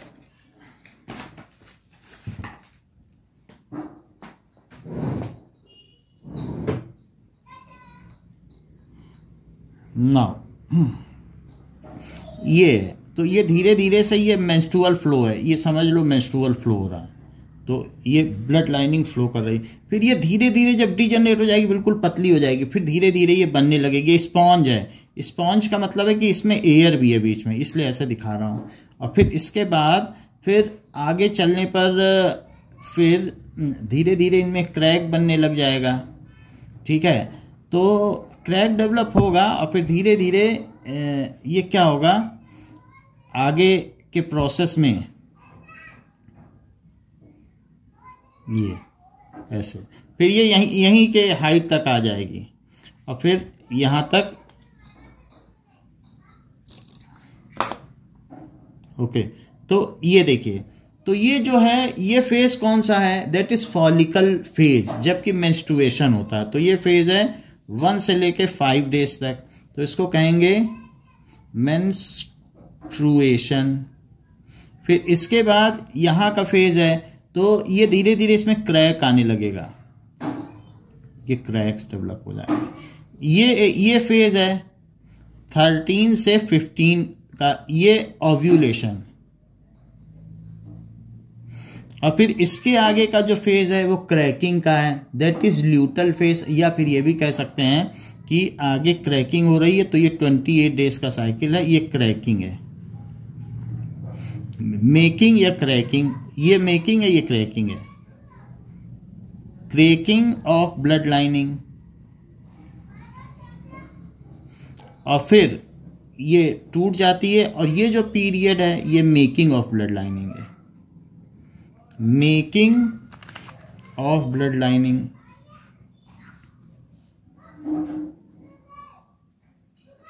इस पीरियड के लिए ये जो चीज हो रही है, इस चीज के लिए कौन रिस्पॉन्सिबल है 15 के आगे, दैट इज प्रोजेस्टेरोन। और मेंस्ट्रुएशन के लिए भी प्रोजेस्टेरोन है, ये फ्लो तोड़ने के लिए प्रोजेस्टेरोन है, जेस्टेरोन। और जबकि ये जो मेकिंग ऑफ ब्लड, हाँ बोलिए, प्रोजेस्टेरोन और एस्ट्रोजन 2 फीमेल हार्मोन है ना, फीमेल में 2 हार्मोन है, एग का बनना और एग का रिलीज करना, ये एस्ट्रोजन करता है। दूसरा एग ना रिलीज हो वो प्रोजेस्टेरोन देखता है, वो सप्रेस करता है। जब भी हम कई बार ऐसी पिल लेते हैं, मालाडी या कोई ऐसी भी जो कंट्रासेप्टिव पिल्स है, उनमें प्रोजेस्टेरोन ही ज्यादा है, वो एक एग भी रिलीज नहीं होने देगा। तो प्रोजेस्टेरोन हम खा लें तो एग रिलीज नहीं होगा, इस तरीके से होता है। तो ये मेंस्ट्रुअल साइकिल समझ में आ गया, बताइए। तो आपने ये देख लिया कि मीनापॉज क्या होता है। Okay, just you have seen it, बताओ। अब देखो ओव्यूलेशन क्या होता है, release of egg, release of egg from any of the pair of ovary, दोनों ओवरी में से कोई भी रिलीज कर सकती, गारंटीड नहीं है किससे होगा, from any of the pair of ovary. अब देखिए कीमोट्रोपिज्म ऐसा है कि स्पर्म्स को पता चल जाता है कि किस ओवरी ने रिलीज किया और किस फैलोपियन ट्यूब, वो उधर ही दौड़ेंगे। Any of the ovary every after 28 days, every after 28 days is called, उसे क्या कहेंगे, ovulation. Okay, when fertilization takes place, अगर फर्टिलाइजेशन हो गया, then no more making and breaking of blood lining takes place, उसके बाद कोई मेंस्ट्रुअल फ्लो नहीं होगा 9 महीने तक। तो इस तरीके से menstrual cycle stops till delivery. तो अगर मेंस्ट्रुअल साइकिल नहीं हो रहा है, इसका मतलब है कि फर्टिलाइजेशन हो गया है, नाउ फीमेल बॉडी के यूट्रस में अब कोई फीटस या एम्ब्रियो है जो कि धीरे धीरे बेबी बन रहा है. सो इफ फर्टिलाइजेशन का मतलब है कि स्पर्म मेल गेमिट और फीमेल गेमिट का fusion. Fertilization takes place, then there is no need of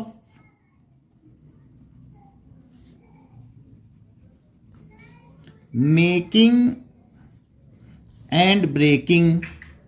फिर तो जो एक बार बच्चा डिस्क में प्लेसेंटा में इम्प्लांट हो गया तो फिर उसी से आगे बढ़ेगा. मेकिंग और breaking of blood and mucus lining is needed.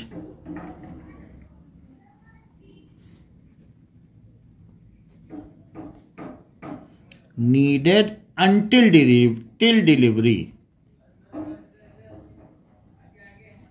या पार्ट्यूरेशन. पार्ट्यूरेशन का मतलब है डिलीवरी. ठीक है, फिर उसके बाद फिर से बनने लगेगा टिल पार्ट्यूरेशन. तो ये चीज होगी. That means no menstruation occurs. No menstruation या वेजाइनल फ्लो अकर. मेंस्ट्रुएशन का मतलब क्या होता है कि bleeding. Vaginal flow occurs. Okay, तो ओव्यूलेशन हमने समझ लिया. एक नई चीज समझ ली कि मेंस्ट्रुअल फ्लो कब होता है और कब नहीं होगा. अगली चीज आती है कि जेस्टेशन पीरियड क्या होता है. So the period up to which baby is growing within mother's womb. Uterus को वॉम्ब भी कहते हैं. तो gestation, the period during which baby is growing in mother's womb is called gestation period.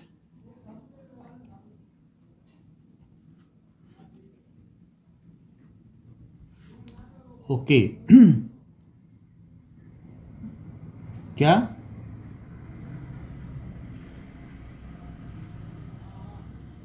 एक ही है, वो जेस्टेशन ही है. इसका जस्ट पीरियड ना लिखो.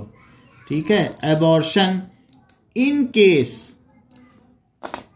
अब इसके बाद जेस्टेशन समझ में आ गया. Implantation, when female egg is fertilised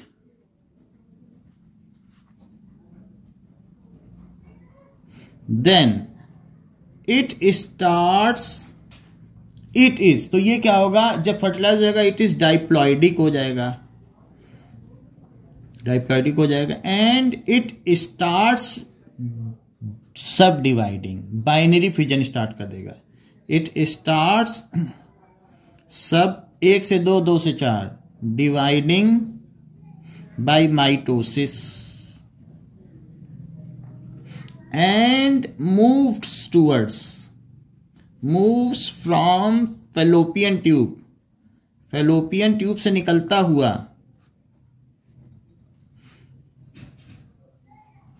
towards uterus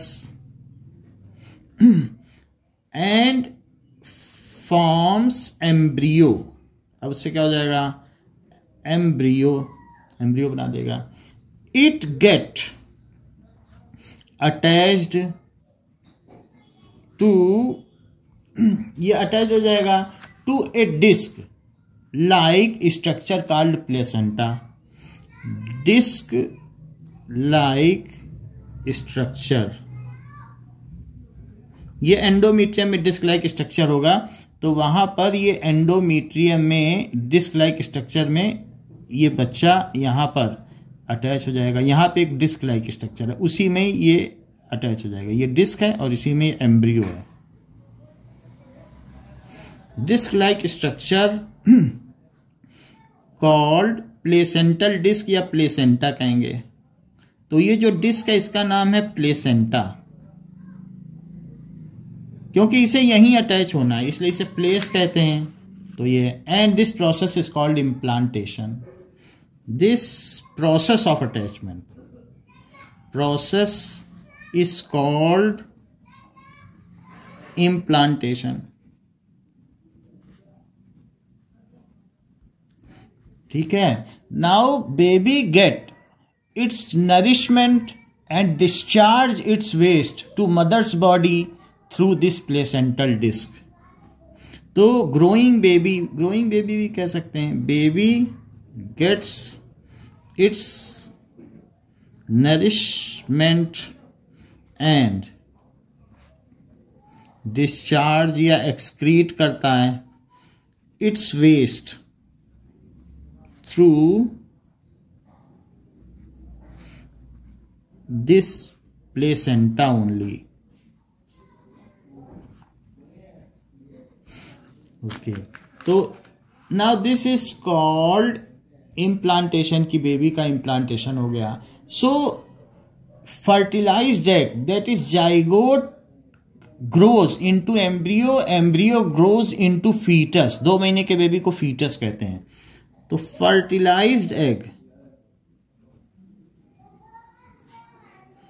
कहीं कहीं Z लिखा है, कहीं कहीं S लिखा है, तो बुक में देख लेना क्या क्या। तो अलग अलग बुक में अलग अलग लिखा है, तो इसलिए कुछ देख के ही लिखना। ठीक है। फर्टिलाइज्ड एग जिसको जाइगोट कहते हैं, फर्टिलाइज्ड एग, ठीक है, ग्रोज इनटू एम्ब्रियो, जो कि मैंने पहले आपको बता दिया कि 8 फोल्ड डिवीजन के बाद होता है। Embryo grows into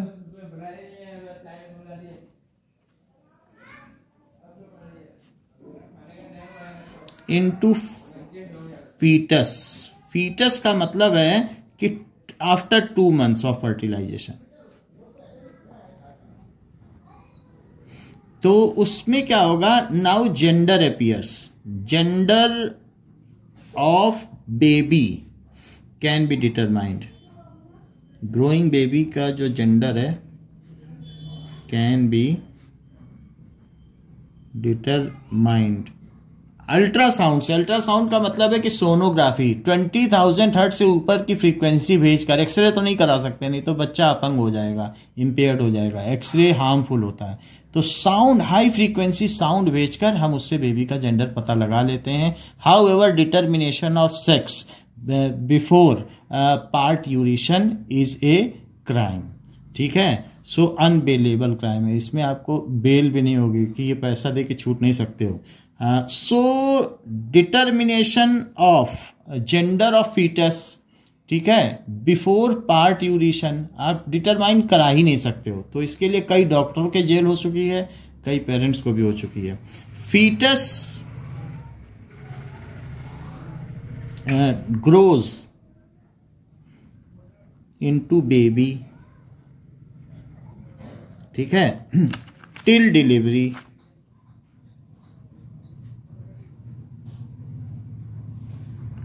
determination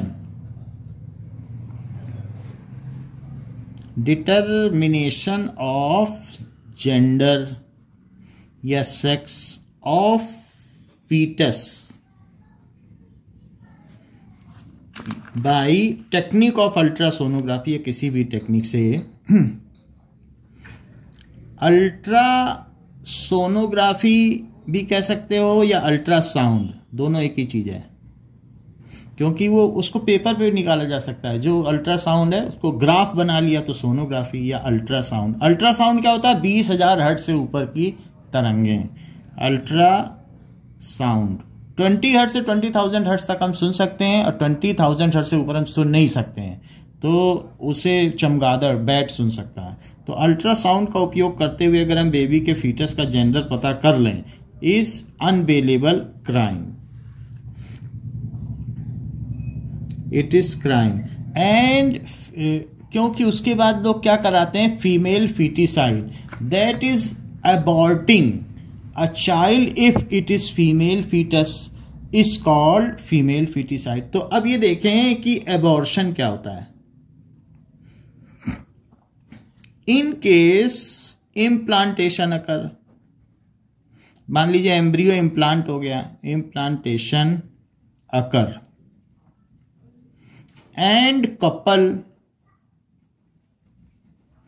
do not want to give birth, contraceptive method नहीं यूज किया था और अभी बेबी बच्चा ठहर गया है, और लेकिन दंपति अभी तैयार नहीं है, वाइफ का अपना कैरियर है, वो पढ़ना चाहती है या कुछ काम करना चाहती है, सो उसके अपने कुछ डिजायर्स हैं, एस्पिरेशंस है, तो ऐसी स्थिति में do not want to give birth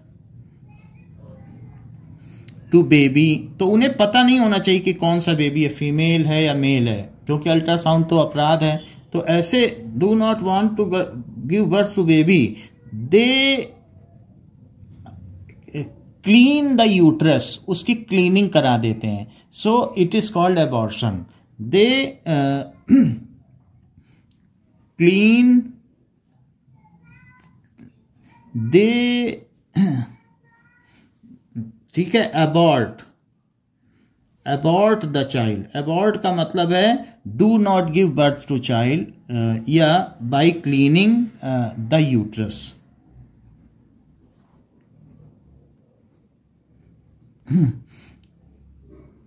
do not give birth to child, ठीक है, भाई ये अपराध नहीं है। अबॉर्ट अगर आपको मालूम नहीं है कि वो मेल है या फीमेल है तो अबॉर्ट कर सकते हो। इसके लिए तो गवर्नमेंट प्रमोट भी करती है, बेटर है कि अबॉर्ट ना किया जाए, क्योंकि उसके बाद एक बार अगर अबॉर्शन हो जाता है तो इम्प्लांटेशन मुश्किल से होता है। फर्स्ट बेबी का अबॉर्शन इसीलिए मना किया गया है।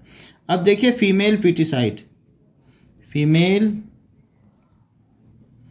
फीटिसाइड, किलिंग या अबॉर्टिंग ऑफ फीमेल फीटस, हम उसका पता लगा लें इलीगल तरीके से।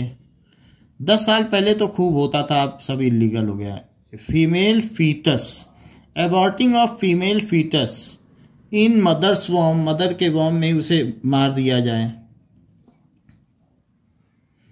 क्योंकि हमारी सोसाइटी क्या है, मेल डोमिनेटेड है। वो सोचती कि डावरी देना पड़ेगा, 10 लाख उसके लिए जोड़ना पड़ेगा लड़की के लिए, ऐसा सोचते हैं कुछ लोग। तो सोचते हैं अबॉर्ट कर लो। कुछ ये भी सोचते हैं कि लड़का वंश चलाने वाला रहता है, वो हमारा सहारा बनेगा, लड़की तो चली जाएगी। There are many social ill feelings और इलिटरेसी और इग्नोरेंस अमंग मैनी। तो इस वजह से क्या होता है, साउथ इंडिया में तो अच्छा रेशो है, वहाँ में फीमेल डोमिनेंट है, वहाँ पर बच्चे के साथ माँ का नाम लिखाया जाता है, पिता का नाम नहीं लिखाया जाता, तो वहाँ पर ये प्रॉब्लम नहीं है। लेकिन कई जगह पंजाब, हरियाणा, यूपी, बिहार में ये प्रॉब्लम चलती है। So aborting of female foetus in mother वॉर्म्स इज फीमेल फीटिसाइड, उसे कहते हैं फीमेल फीटिसाइड। ये भी एक अपराध है। तो ये हमने देख लिया कि फीमेल फीटिसाइड क्या है। नाउ पार्ट्यूरेशन क्या होगा।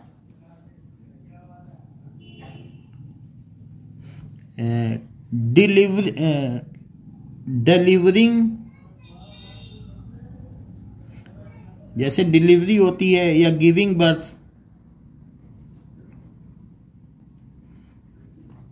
Of a full grown baby after 9 months 2 days है, बट 9 months लिख लो, इज कॉल्ड पार्ट्यूरेशन। इस चीज को पार्ट्यूरेशन कहेंगे। अच्छा, कुछ चीजें हम लोगों ने देख ली कि क्या क्या है। अब देखो, दैट इज, अब एक बात रह गई है कि the various change which occur, the secondary sexual change which occurs in girls at the time of puberty.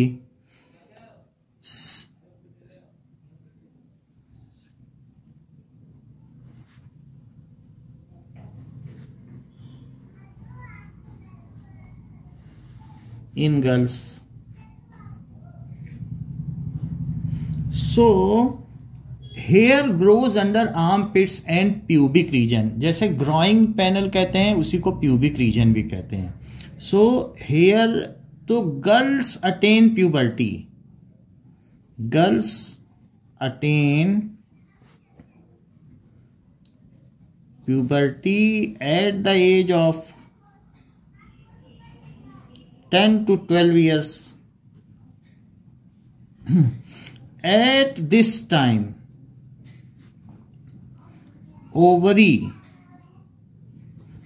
starts releasing estrogen and progesterone hormone.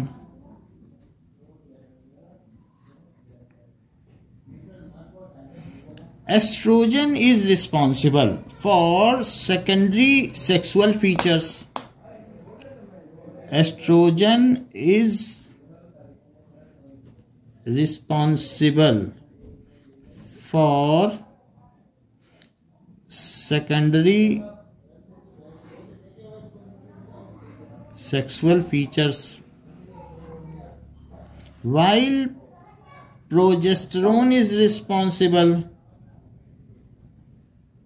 अच्छा, एस्ट्रोजन सेकेंडरी सेक्सुअल फीचर्स के लिए भी है और साथ में रिलीज ऑफ वन एग, एक egg release करेगा या रिलीज ऑफ एग. अगर ज़्यादा एस्ट्रोजन है तो फिर जल्दी जल्दी भी एग रिलीज हो सकता है 20 दिन में.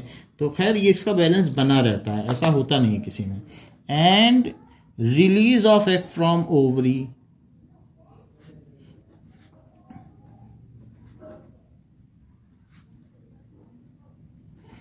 वाइल एक और भी चीज है, and making of blood lining in, ये सारा काम बनाने का काम एस्ट्रोजन का है. And making of blood lining for implantation.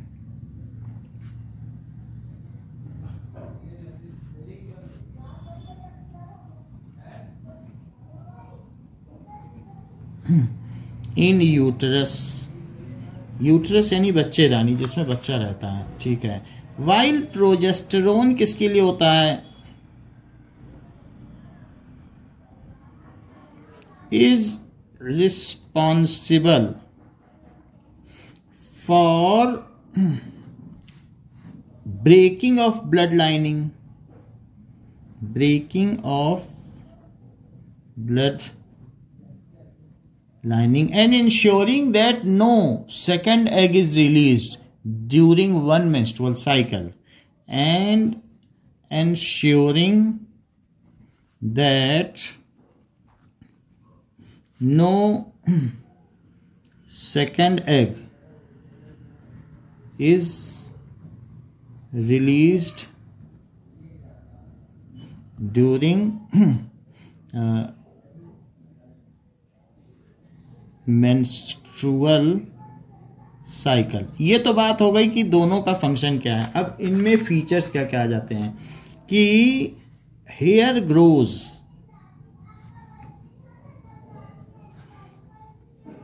Under armpit and pubic region. Boys में भी प्यूबिक रीजन भी कहते हैं, ग्रॉइन रीजन भी कहते हैं, प्यूबिक भी कहते हैं, दोनों कहते हैं. Pubic region. अच्छा, इसके बाद वॉइस बिकम्स मेलोडियस. वैसे तो बचपन में सभी की आवाज मेलोडियस होती है, लेकिन लड़कियों की आवाज बाद में और मेलोडियस हो जाती है. And skin become tender. Skin become tender का मतलब soft.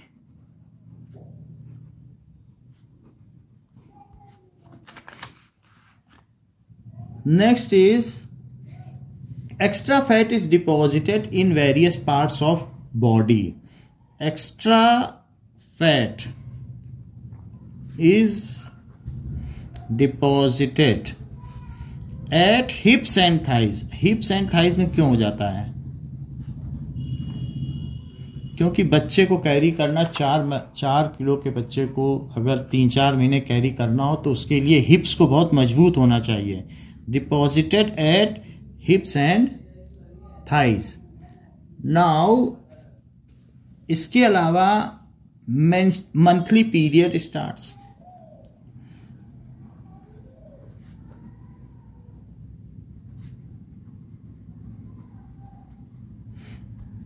and mammary glands develop and enlarge. mammary glands यानी breasts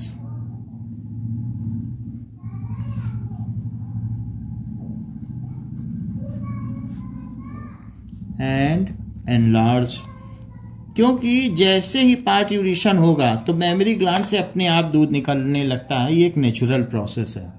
and enlarge. Okay, now ovaries start releasing egg, ये भी बात होती है, ये हमने ऊपर लिख दिया है. Ovaries start releasing egg.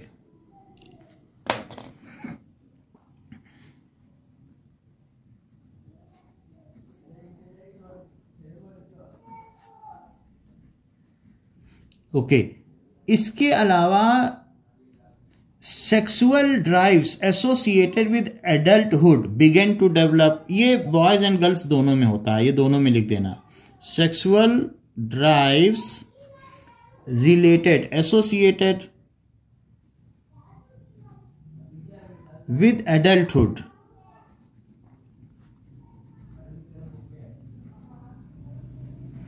begin to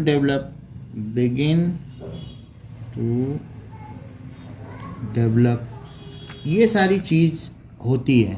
so it is due to hormones. ये सारे चेंजेस किसकी वजह से होते हैं?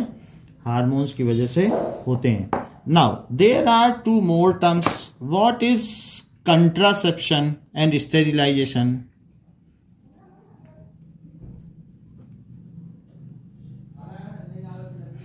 In case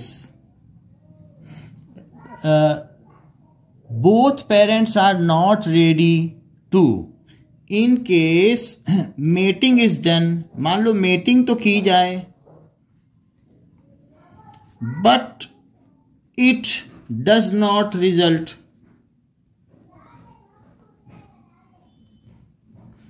in reproduction. Reproduction ना लिखना चाहो तो फर्टिलाइजेशन, की फर्टिलाइजेशन ही ना हो तो कुछ नहीं होगा. फर्टिलाइजेशन. सर्टेन फिजिकल और chemical methods are used.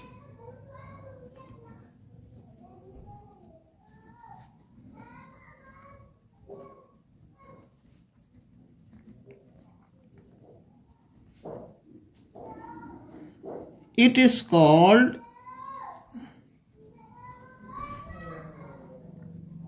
contraception. इसको कंट्रासेप्शन कहते हैं कि चाहे किसी भी चीज़ का यूज़ करें, माला डी का यूज़ करें या वेजाइनल पिल्स का, ओरल पिल्स का यूज़ किया जाए. There are some physical sheath condoms, female condoms, male condoms का यूज़ किया जाए. फीमेल कंडोम डायाफ्राम कहलाता है. तो इन सब का अगर हम यूज़ करते हैं, या इंट्रायूट्रिन कंट्रासेप्टिव डिवाइस कॉपर टी का यूज़ किया जाए, तो ये सब कंट्रासेप्टिव मेथड हैं. तो एग्जाम्पल में कंडोम आ जाएगा डायाफ्राम. डायाफ्राम फीमेल कंडोम है ना. इसके अलावा IUCD that is copper T, copper T भी इसमें आ जाएगा. और मंथली पिल्स आती हैं, उन्हें खाना पड़ता है. डेली पिल्स भी आती हैं, मंथली पिल्स भी आती हैं. तो ये कह सकते हैं ओरल पिल्स लिख लीजिए, वो तो चाहे जैसी भी आए. ओरल पिल्स, ओरल पिल्स आ जाएंगी. वजाइनल पिल्स होंगी जो स्पर्म्स को मार देंगी, वजाइनल पिल्स. और भी कई मेथड है जो हम बाद में देखेंगे. That is called contraception. Sterilization क्या होगा कि अगर परमानेंट टर्मिनेशन कर दिया जाए, हम क्या करते हैं कि जो मेल है, तो मेल में हमें ये बात मालूम है कि इसमें से, ये देखो, ये यहाँ पर ये टेस्टिस है और टेस्टिस के बगल में एपिडाइडमिस है, ये एपिडाइडमिस, और एपिडाइडमिस से ये ट्यूब निकल के चल रही ऊपर. अब मैं इसे काट ही दूँ तो अगर मान लीजिए दैट इज ये जो ट्यूब है वो वैस्ट डिफरेंस है, इसका नाम क्या है, वास्ट डिफरेंस। यही धीरे धीरे जा करके ये इसके अंदर जाएगी और ये पीनस में जाके यूरेथ्रा से इसमें से इजेकुलेशन हो जाएगा। लेकिन मैं इसको यहाँ काट दूं और दोनों एंड को आपस में गांठ बांध के जोड़ दूं, तो इसमें से जब स्पर्म नहीं चलेगा, इसमें से स्पर्म्स निकलेंगे ही नहीं। और ये सारे जो सेमिनल वेसिकल और प्रोस्टेट ग्लैंड ये अपना अपना लुब्रिकेशन तो देंगे, कुछ ना कुछ तो निकलेगा, लेकिन पीनस इरेक्ट भी होगा, लेकिन स्पर्म्स नहीं होंगे उसमें। अब जब स्पर्म ही नहीं होंगे तो मेटिंग भी होगी, सब कुछ होगा, लेकिन it will not result in fertilization, क्योंकि वास्ट डिफरेंस काट दिया गया है।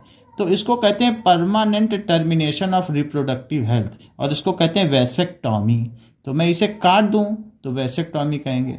समझ में आया? स्टेरिलाइजेशन का मतलब है permanent termination of reproductive health, तो उसे हम क्या कहेंगे, वैसेक्टॉमी। जरा ये देखो, मान लीजिए कि ये देखिए, ये हमारी बुक में दिया है ऐसा, तो अगर मैं क्या करूं, इसमें इस ट्यूब को कट कर दूं यहां से, यही तो है वास्ट डिफरेंस, यहां कट कर दूं और उधर से गांठ लगा दूं, इधर से गांठ लगा दूं। एक्टॉमी का मतलब क्या है, टोमियो का मतलब कट। तो अगर जैसे एटम, तो ए का मतलब है नॉट और टॉमी का मतलब है कट, तो एटम जिसे काटा ना जा सके उसे एटम कहते हैं। उसी तरीके से वास्ट डिफरेंस को टॉमी कर दिया जाए तो वैसेक्टॉमी, वास्ट डिफरेंस को काट दिया जाए तो इससे क्या होगा कि वो मेल कभी भी बच्चा नहीं पैदा कर सकता है। तो इस चीज को कहते हैं नसबंदी, नस को हमने बंद कर दिया, या फिर इसको कहते हैं स्टेरिलाइजेशन। फीमेल में ये क्या किया जा सकता है कि फिलोपियन ट्यूब को कट कर दिया जाए, तो इसको फिलोपियन ट्यूब, ये ट्यूब है और इसको कट कर दिया जाए और फिर बांध दिया जाए, तो इसको कहते हैं ट्यूबेक्टॉमी। दोनों तरफ करना पड़ेगा, नहीं तो इधर से ओरी से भी निकल सकता है ना कभी कभी, तो ये भी और ये भी दोनों कट किया जाए तो उसको कहेंगे ट्यूब को काटा तो ट्यूबेक्टॉमी, वैस्ट डिफरेंस को काटा तो वैसेक्टॉमी। तो स्टेरिलाइजेशन क्या होता है, that is permanent termination of reproductive as हम कर दें बाय सीजेरियन या सर्जरी।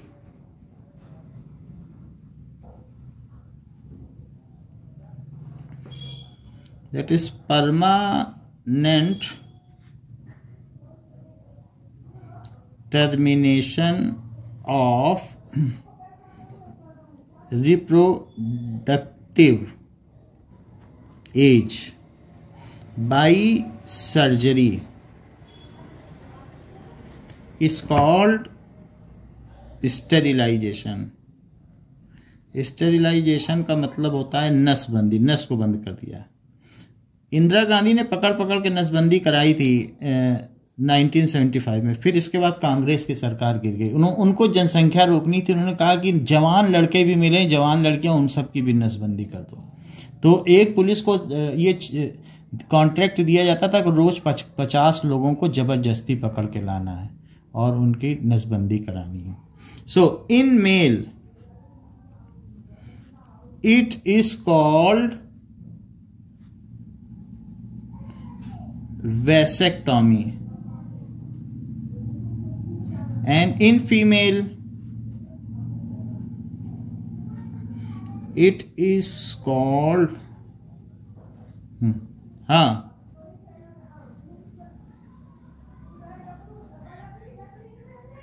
हाँ मैं देख रहा हूं, अभी भी देख रहा हूं कि एक कुशाग्र के नाम से लिख रहा है, तो इसका पढ़ाई में ध्यान नहीं है, ये बता भी तो नहीं पाता है। हमारी क्लास का सबसे वीक स्टूडेंट भी तो है, ये ध्यान कहाँ दे रहा है ना पढ़ाई में, इसका किसी भी चीज़ में इंटरेस्ट नहीं है। हम सोचते थे इस चैप्टर में इंटरेस्ट आ जाएगा, उसमें भी नहीं आ रहा है।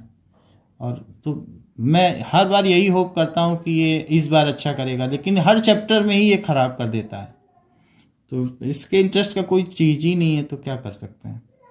Okay, up to this much for today and thank you to all. Okay, welcome welcome welcome बेटा, वेलकम वेलकम।